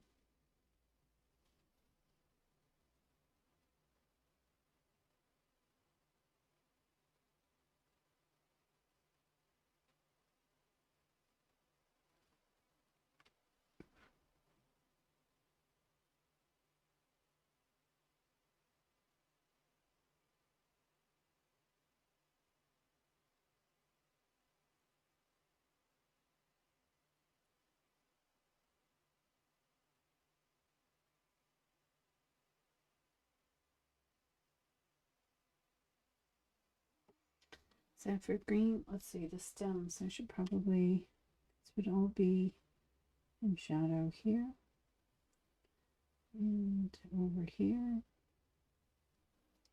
And then kind of some of these ones in the back would be a different color. This one can have 2 colors. This one can have 2 colors. That would be all.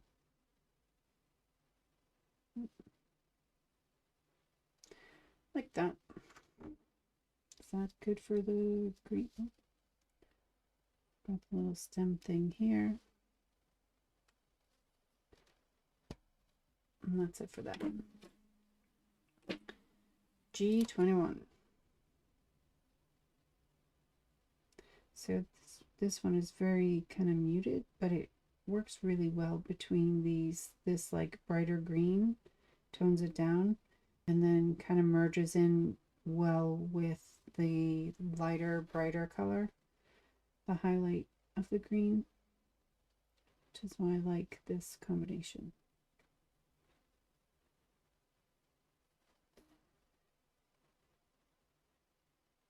Not really going to be able to get a highlight back there, so just going to stick with the 2 colors.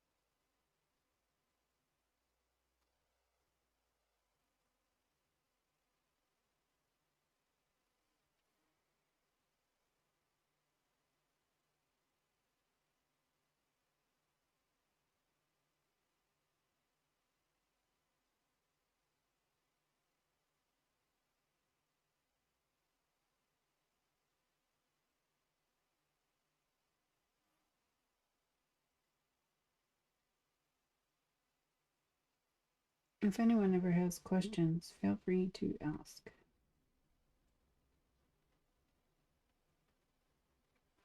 I've got a little bit of a shadow there.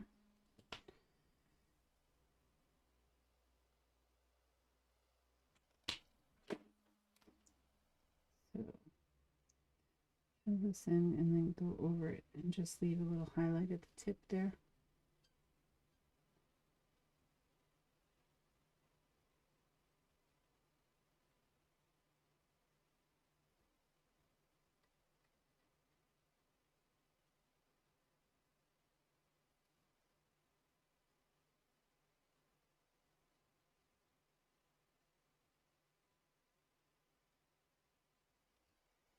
And then some of these will just be 1 color and some of them will be 2. I'm going to have to go over the ones that I've already colored just to kind of make sure they have the same tone.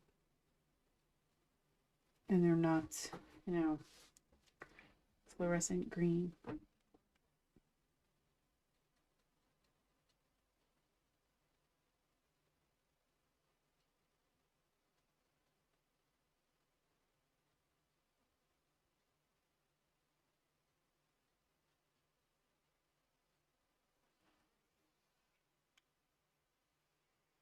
That's about good.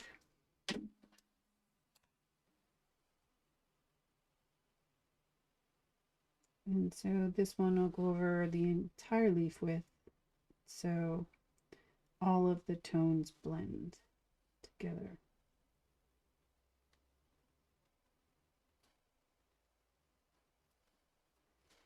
And then it all looks like the same leaf then.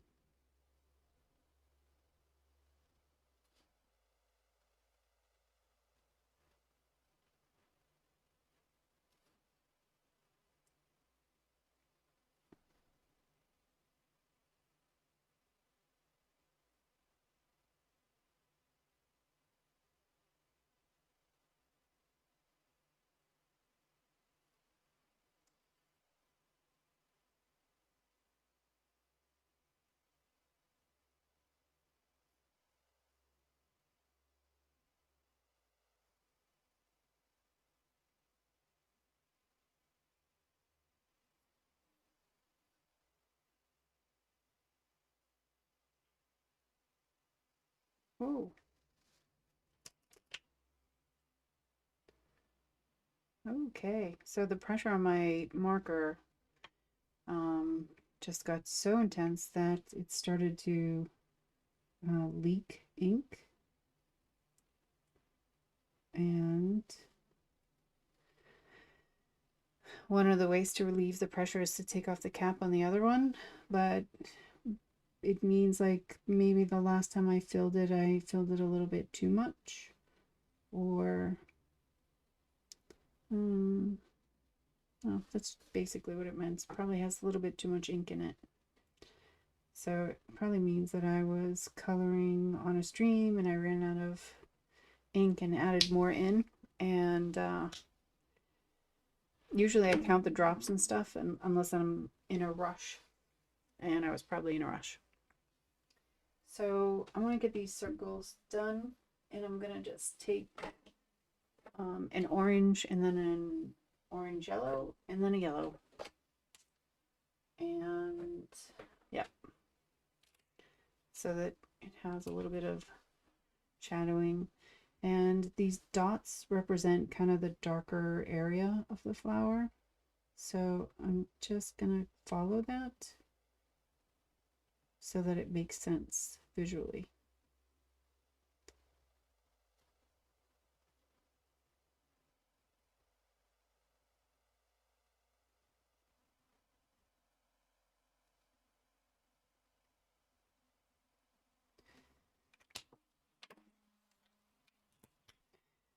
I really need a stream where I can just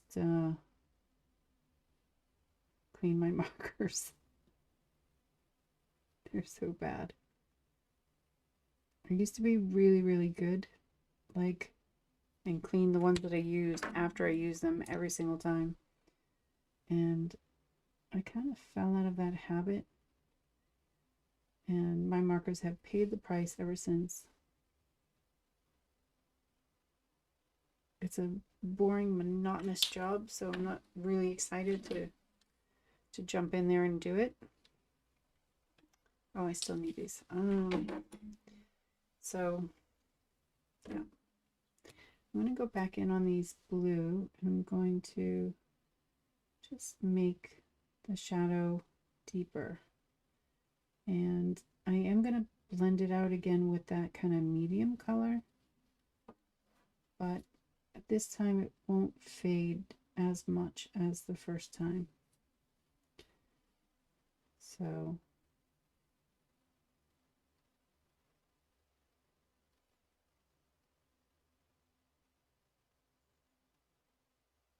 I have to be careful because everything else is colored.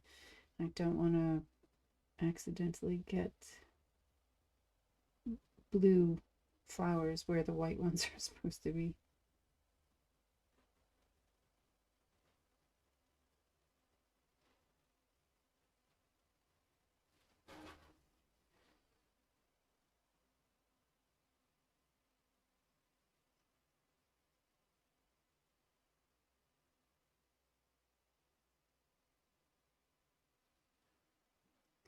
So there's a bit more drama now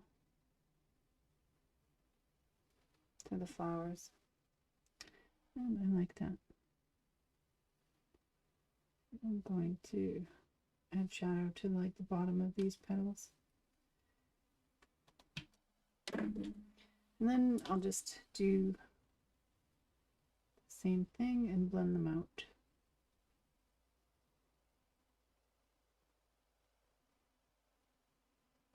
I'll stay brighter this time.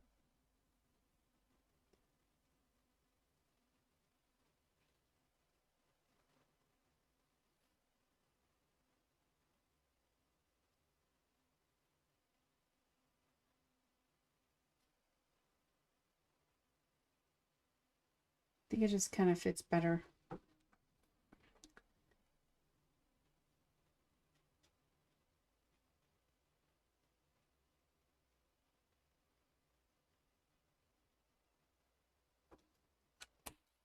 And then the lightest of the lights. And I don't want to go over those colors too much, so I'm going in the light area and then just coming down into where that contrasting color is. So it gets hit a little bit, but not enough to fade it out.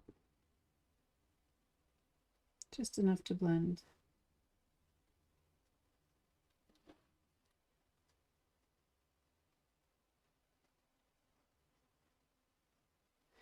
And those will be nice and bright now. Or brighter than they were, just what I wanted. And then I think I'm just going to keep him all in red. So I'm going to come through and add the shadows first.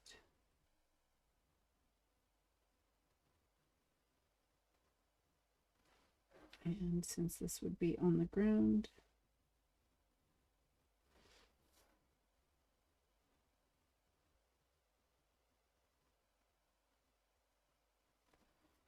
like that.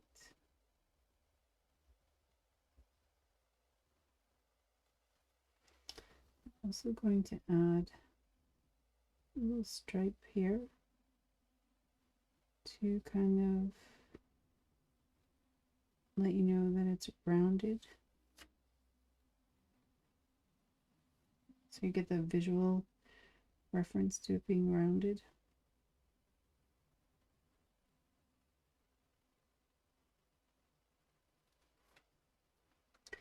And then with the hat, same thing, shadow around the flowers, and I really want to be careful because I don't want this bleeding into the white flowers.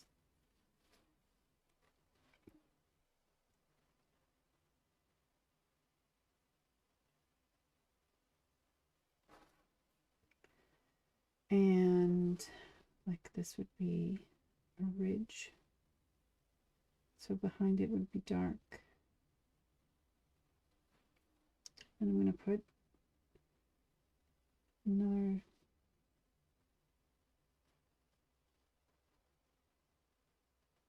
stripe there. And I'm going to shape this a little higher. Extend it out. And then I'll have some shadowing here and another kind of stripe of contrast there. Extend this out a bit. And then, let's see, at the bottom here, for sure, but I'm going to also come up and show the rounding like that. And then I'm going to follow this up, because if this was sitting right against his skin, it would be darker. So, like that. But then I'm going to come out a little bit and show the roundness there as well. I think I'm going to connect that there. And then I'm going to just add a little bit. I don't want it to be like a straight line. I want to have something to blend into. So I'm just extending the line and kind of giving it a more jagged feel.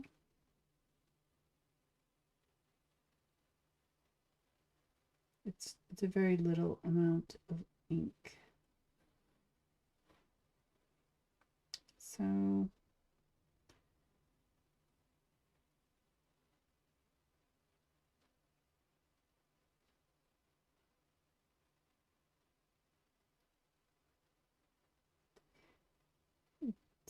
just thickens it a bit and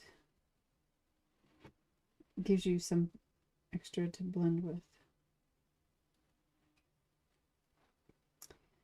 And yeah.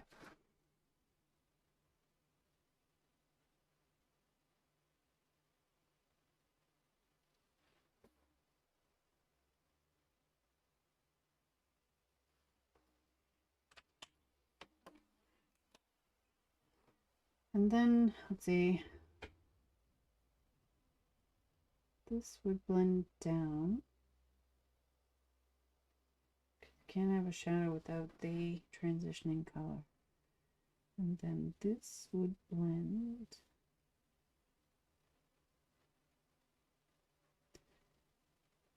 And then that would blend there.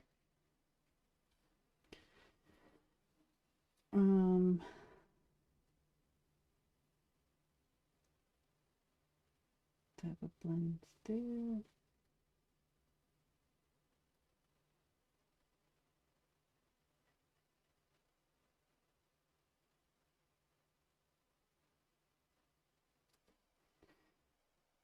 And so all of this will be the highlight color.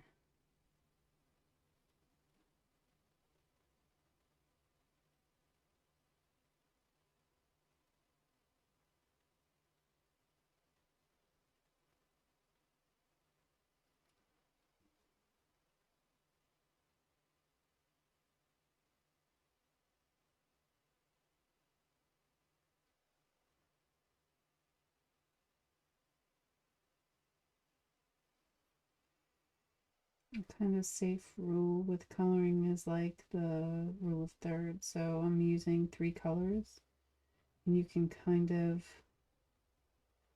figure out how much contrast you can have, or you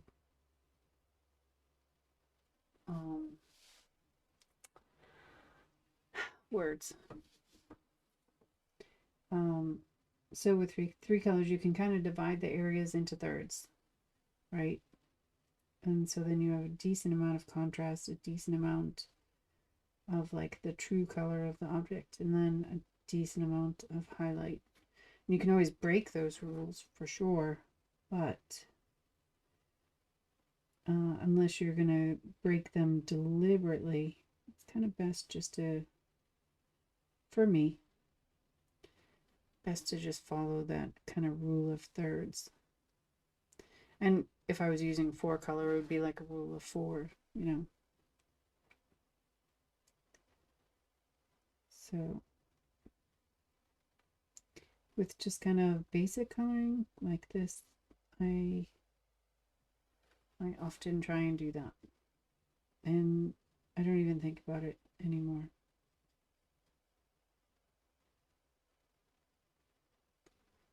So now we've got these little things on the side here, which we will have a highlight on, and then we will blend this together so it's a good transition from light to dark. We have another side over here. That's a highlight, which would just be like natural light bouncing off like a somewhat rounded object.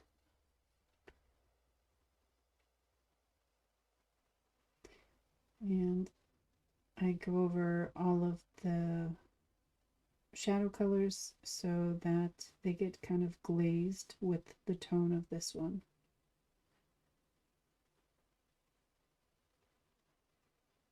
And spend the time blending.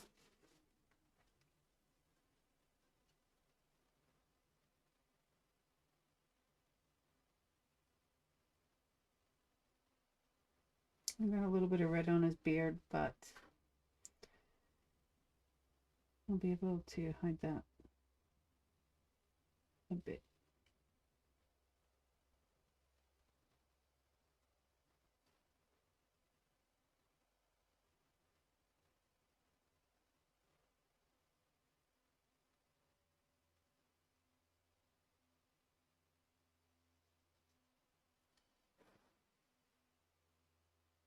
Ugh.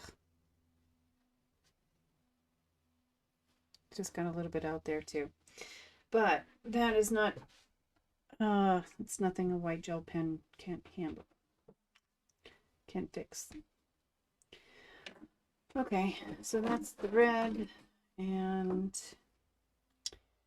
I will still use the same 3 colors for his face, but I'm gonna have to be kind of careful about it because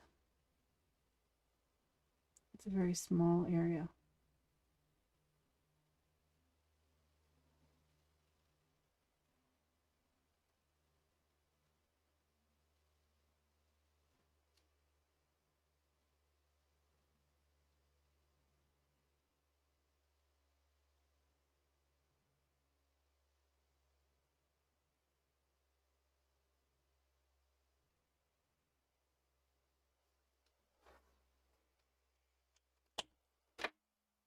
Desperately need to color clean my markers.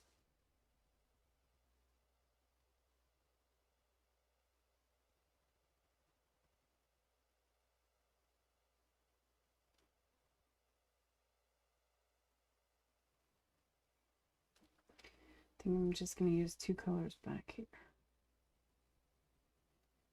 It's really not much room for anything else. And then the lightest color will be the highlight all around the nose to show that it's rounded and blend in so the top has a bigger highlight than the bottom. And when that dries, it'll look cute. Okay, so now I'm going to add some light lines in his beard. There are some natural shadow areas, and they would be like behind this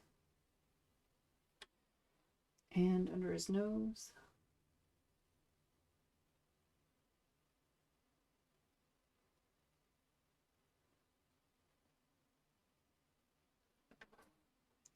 And then there's a couple of drawn in lines there and here. So that hair is in front. Oh, there's a little toe over on this other side here. I'm just going to come in with the lightest color because it's really kind of small. And then I'm going to just kind of make some lines for like beard. Following like a rounded shape.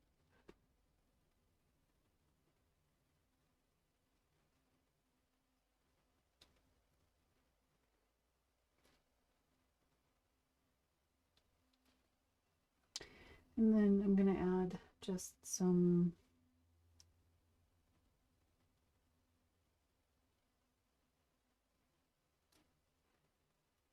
little hair things.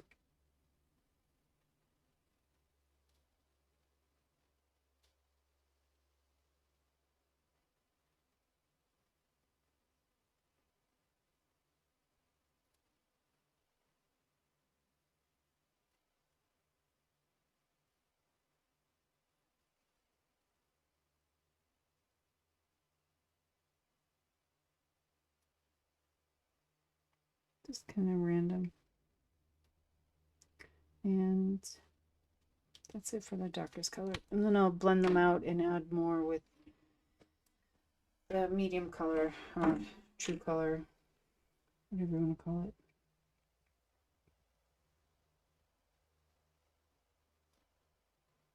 So I'll have a blend similar to the flower. If you saw the close-up of that one.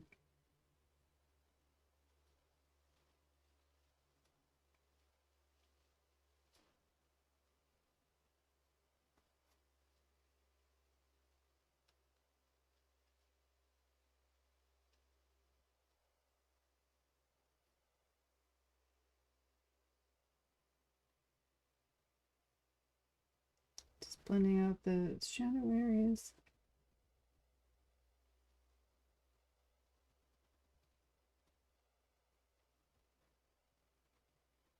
And extending them a bit. I'm not doing too crazy on these things because I do want to have white on the side. So, and on the ones on this side, I will stay on the left side of the shadow. And on this side, I'll be on the right side. So it's consistent.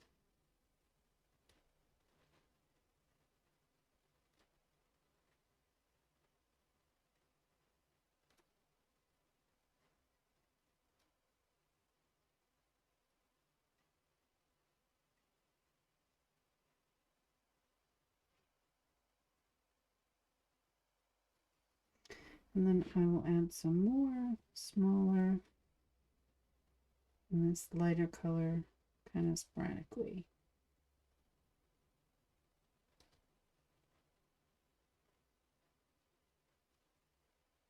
And then I'll go over everything with the lightest.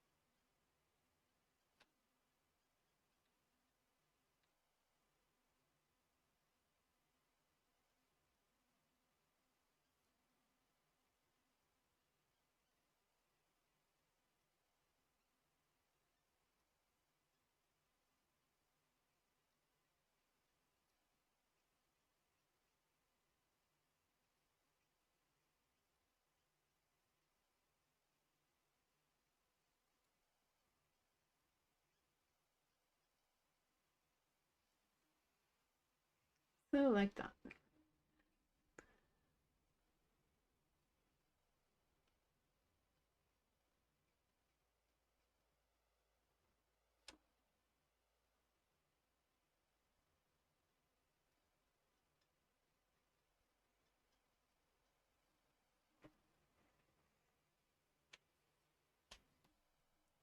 Like that. I'm just going to add a little bit of ground underneath with like some pretty light colors. So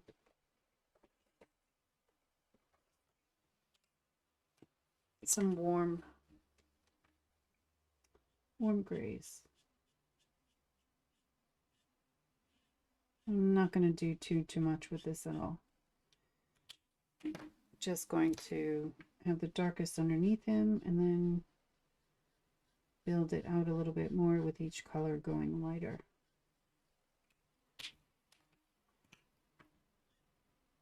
Oh, stupid. That was the darker color. All right, I'm going to do that again. Darker color directly underneath him. Medium color, kind of blending out a bit and going over that because made a mistake. And then taking the lightest and just blending that out even more.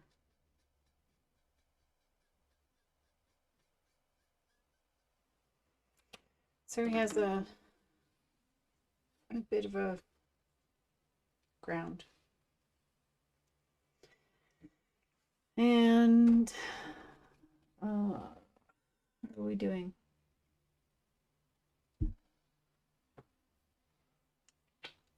Does anybody know what time I'm streaming until today? What time did it say on the schedule? I think till 3, right? So I can get at least this one done as well. as I said before, now that this is done, it's much easier to just go through and do it. And I think I'm actually going to start with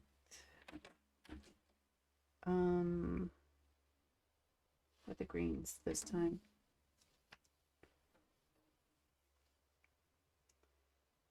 So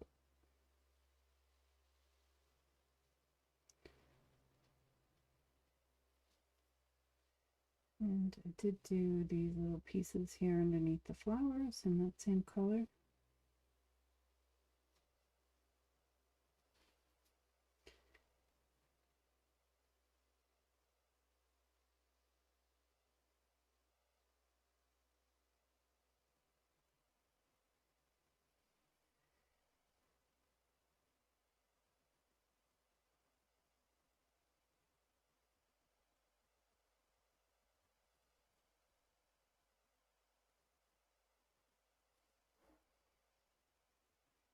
I'm not like kind of directly following what I had before, just kind of somewhat, but I am following the same like shadow colors, like where they should be.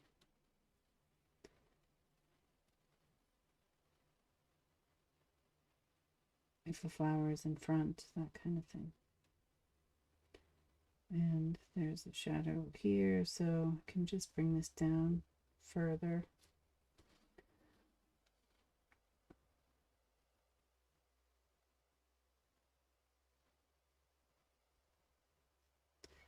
You get comfortable when you've done this a lot, and then you have like your like normal way to handle something, and it's comforting, but it's also limiting.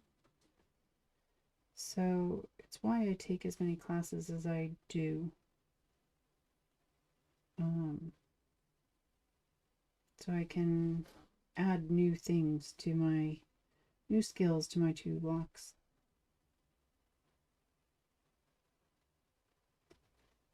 I have a lot of friends or people that I know that color and that do this, and anytime you see them or you see their things on like social media or whatever, like you can always tell who did what. You can look at it and immediately know who colored it just because it's the same all the time. And that's good for like your style and your brand, or I don't even know what else to call that. But if it's literally the only thing that you do, I wonder then what the point is, you know?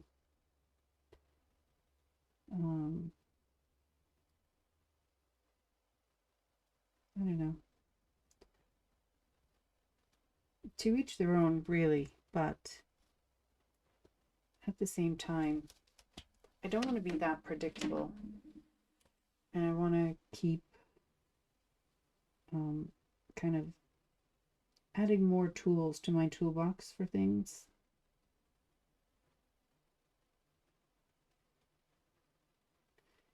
So that's why I take as many classes as I do.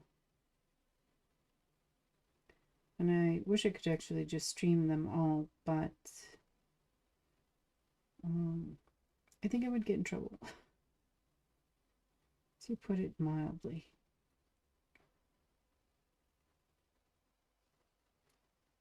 Because then it's like me teaching someone else's class, or why then would you buy it when you can just watch my video and do the same things?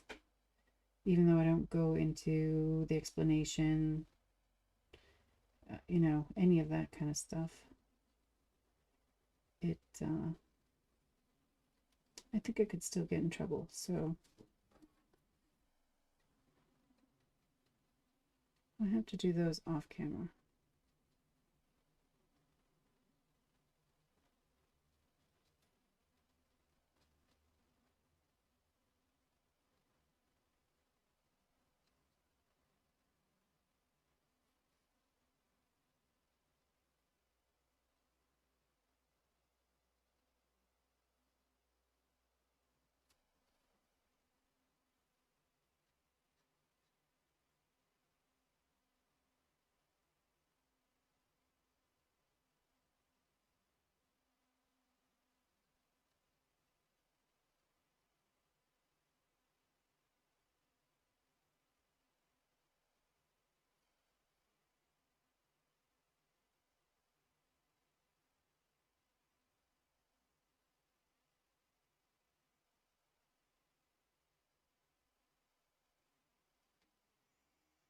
Forgot one over here.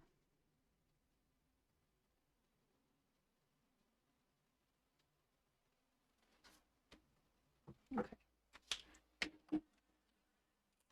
Must be almost time to end because my butt is getting sore.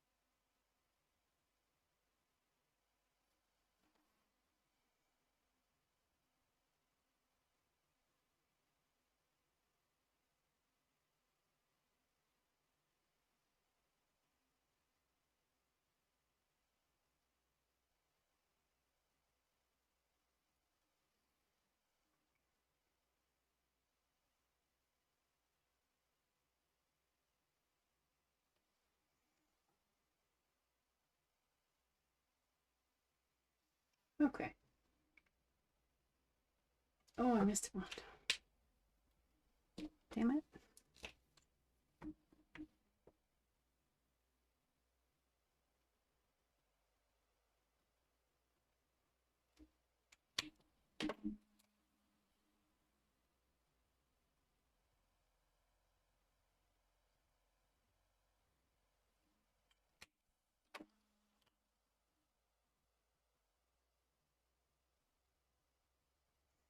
All right. I think I'm going to do the blue next so that that has a chance to dry, and then I can go back over it again at the end there.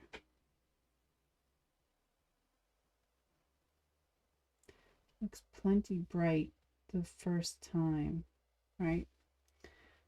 But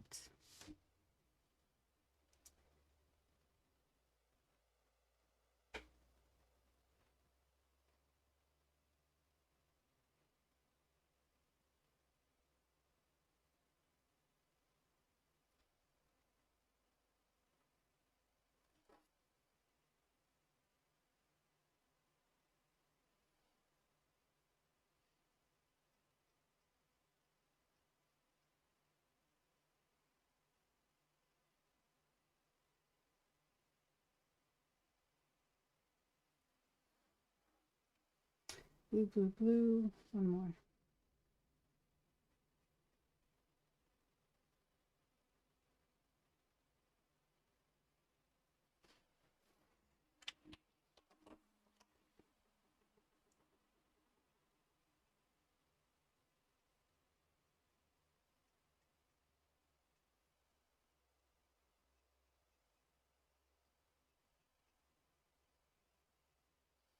I'm not being nearly as careful as the first time either, knowing that I'm gonna go over it again anyway. I'm just getting the color down so it will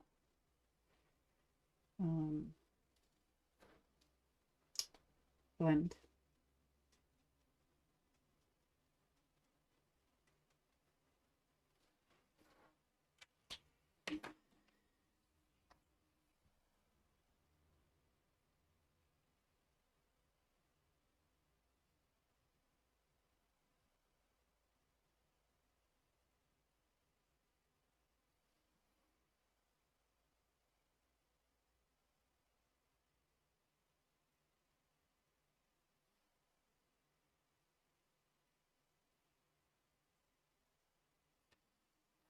Okay.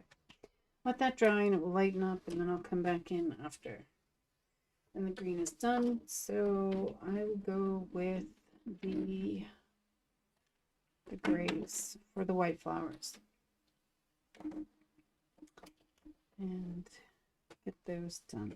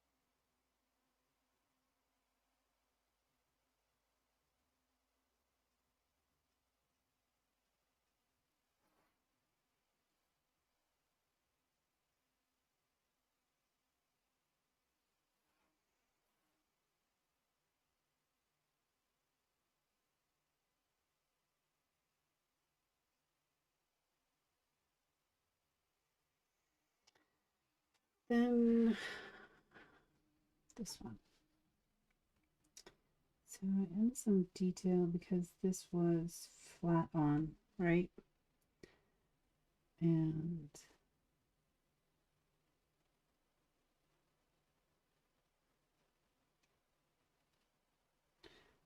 so I just wanted to show some kind of roundness in the petals.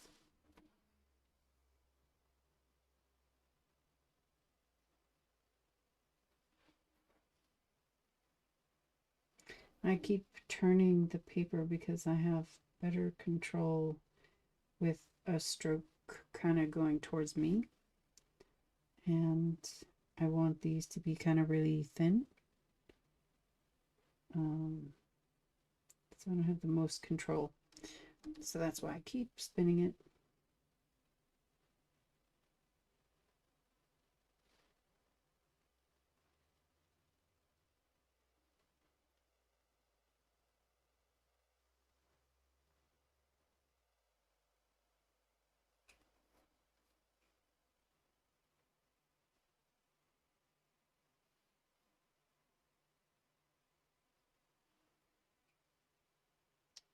Where did that one go? Top right.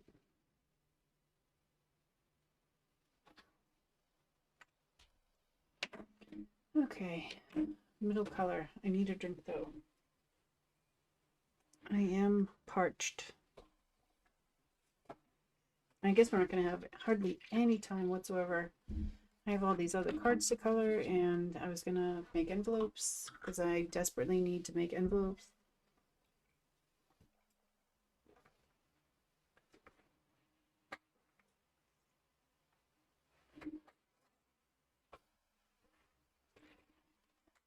But not today. Not today. Making envelopes is very, very boring, and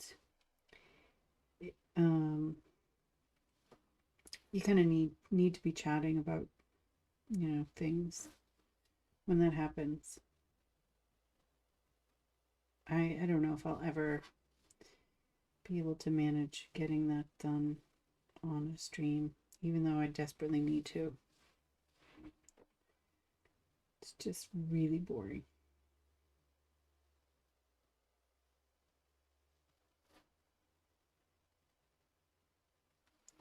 I guess just for me. I just don't think it's good stream material.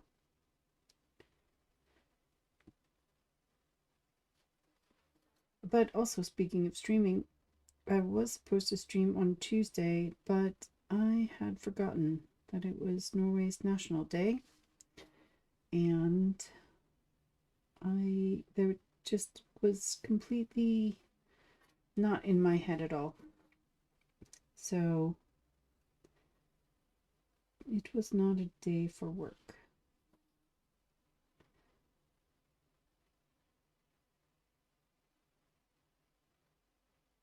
It's a day for parades and ice cream and hot dogs and kids. So we didn't actually do any of that stuff because my son was not interested. Did not want to go. Next year I'm just gonna not tell him that we're going and then just go. Because I think he needs to experience it. And while I don't want to force him,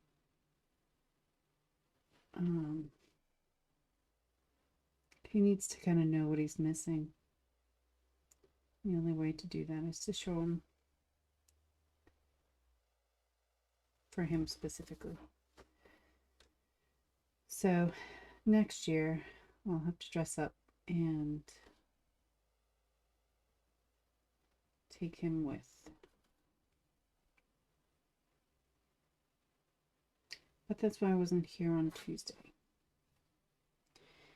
All right, I'll do the beard after, but I want to get these flowers done.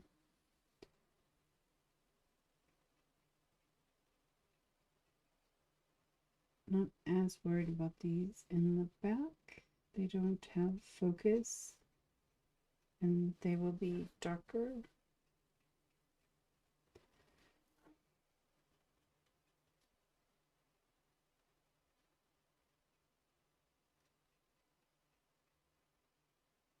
Definitely want to blend that shadow out. It's here.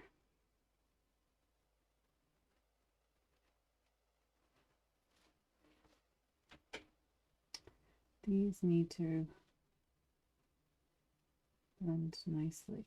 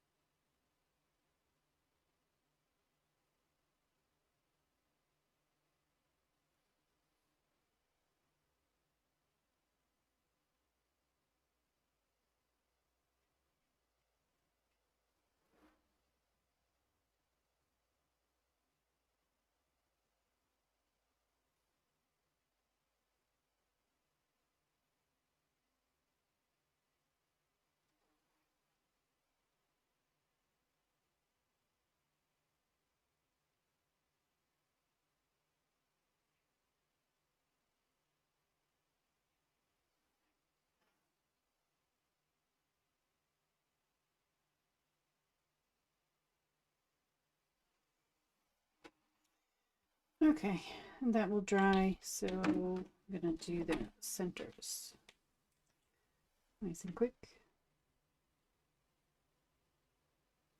I think this will be the last card for today though.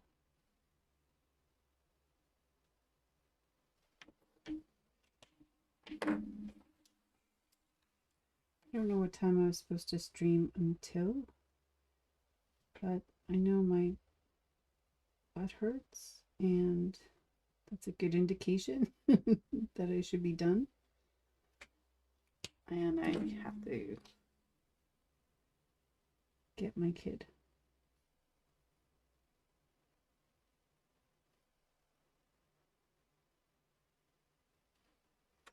Pick up my darling boy. All right. So now we will use actually all of these markers still, but we're going to do the red first. So starting again with things that go in shadow, I'm going to extend this line down here.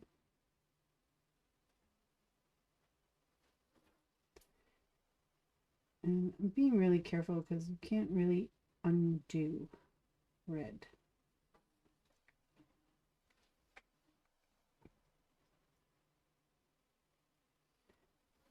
Okay.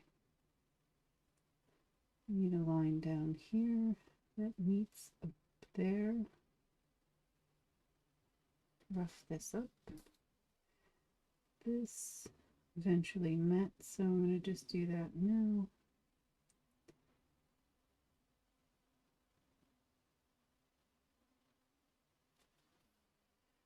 And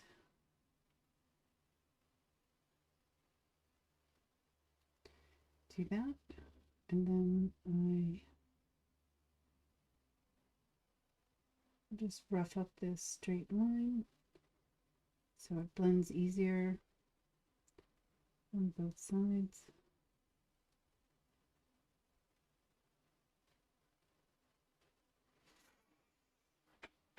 And then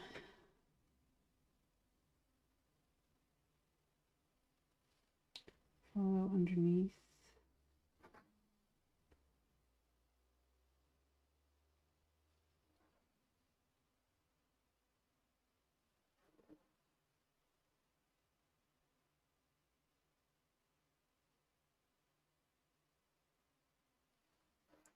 And then come up and leave that gap.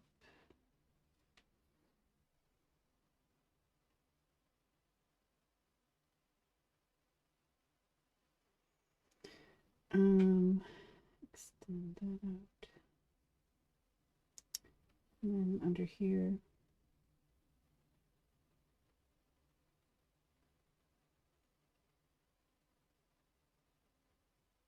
shadow, a little line here.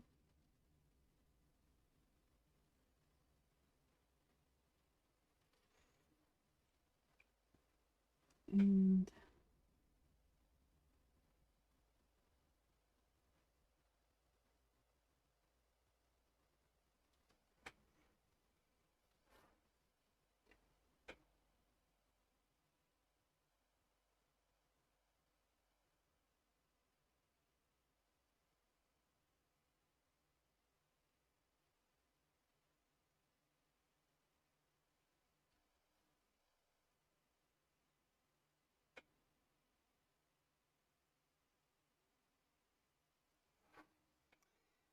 so that is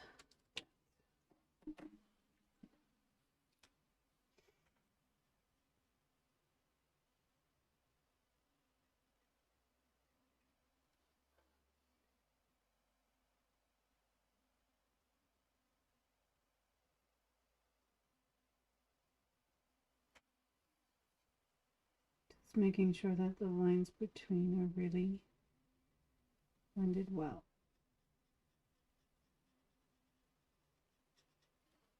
That's what makes or breaks this color combination.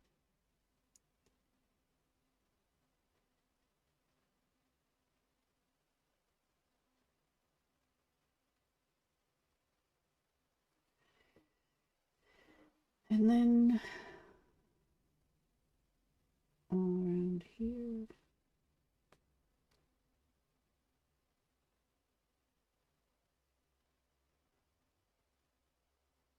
I did not put as much of the shadow color on this one as I did the last one. And I'm just going to leave it like that. I think the other card will look better, more contrast, but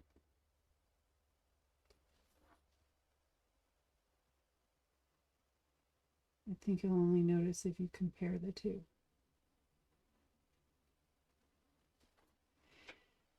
And then all of this.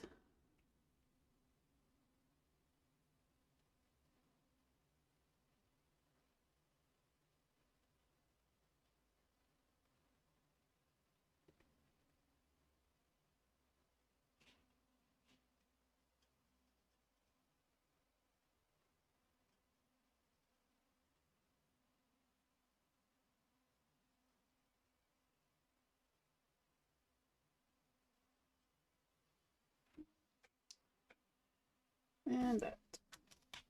Well, maybe actually I'll do this in the medium color and then glaze it with the lighter color so it more matches the dark. If that makes any sense.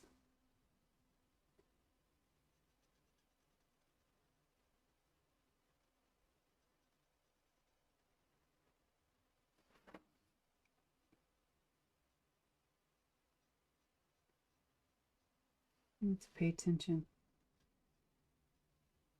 I'm trying to rush and I'm being messy.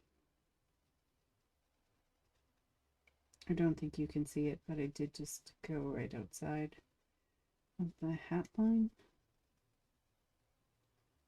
which will drive me crazy, and literally no one else in the world will notice.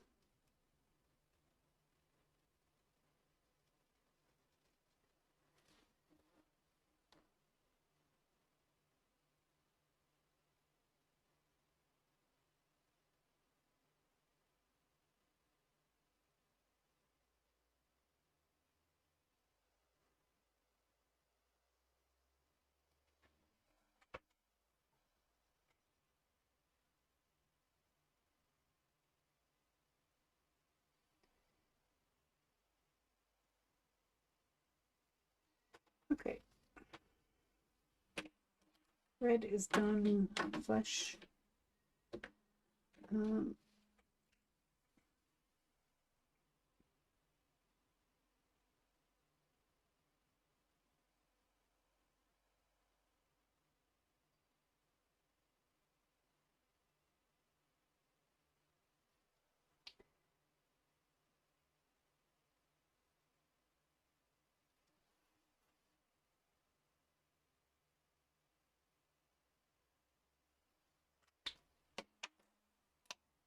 Use the medium color in the back here and use it to blend out this. And then the lightest color goes around and on the top.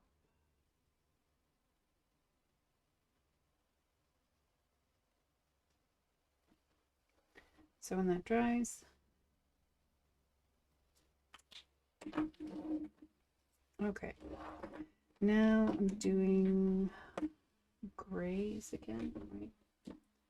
The beard and then the ground.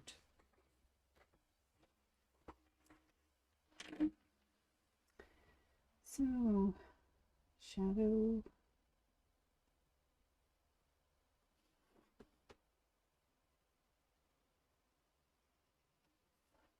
And shadow.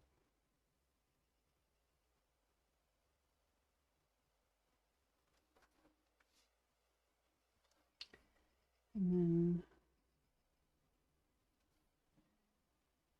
whisker type lines.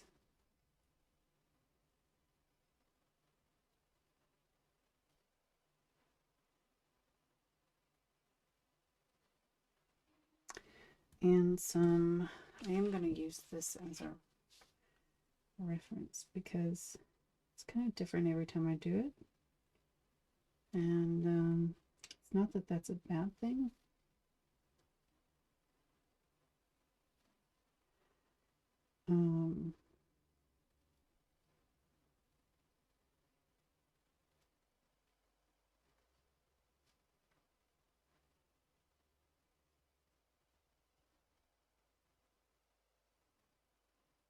But I would like it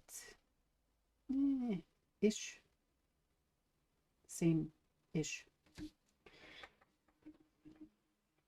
So, all right, second color. Blend these out, add some more stripes.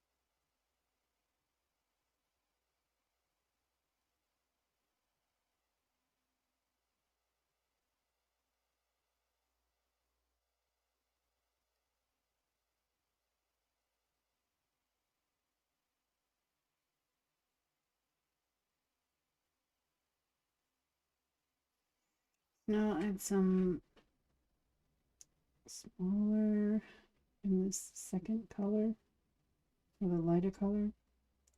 Kind of fill in some of the gaps.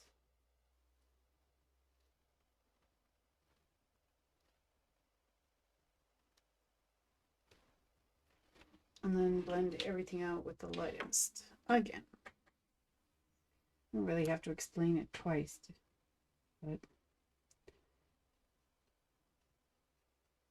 I guess it's just a habit.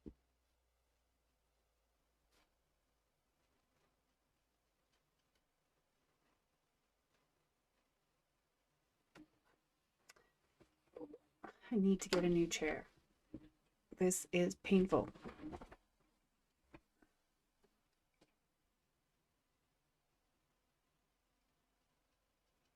And then this is the lighter color, so I'll just go over, this is, yeah, go everything in blend it nicely.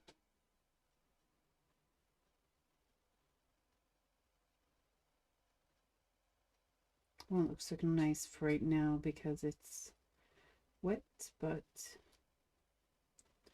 when it dries,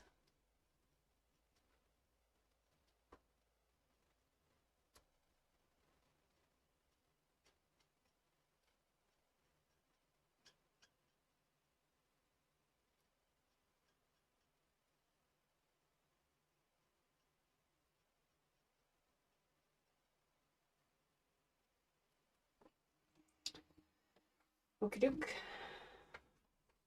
And now the ground. And then after that, we're done. I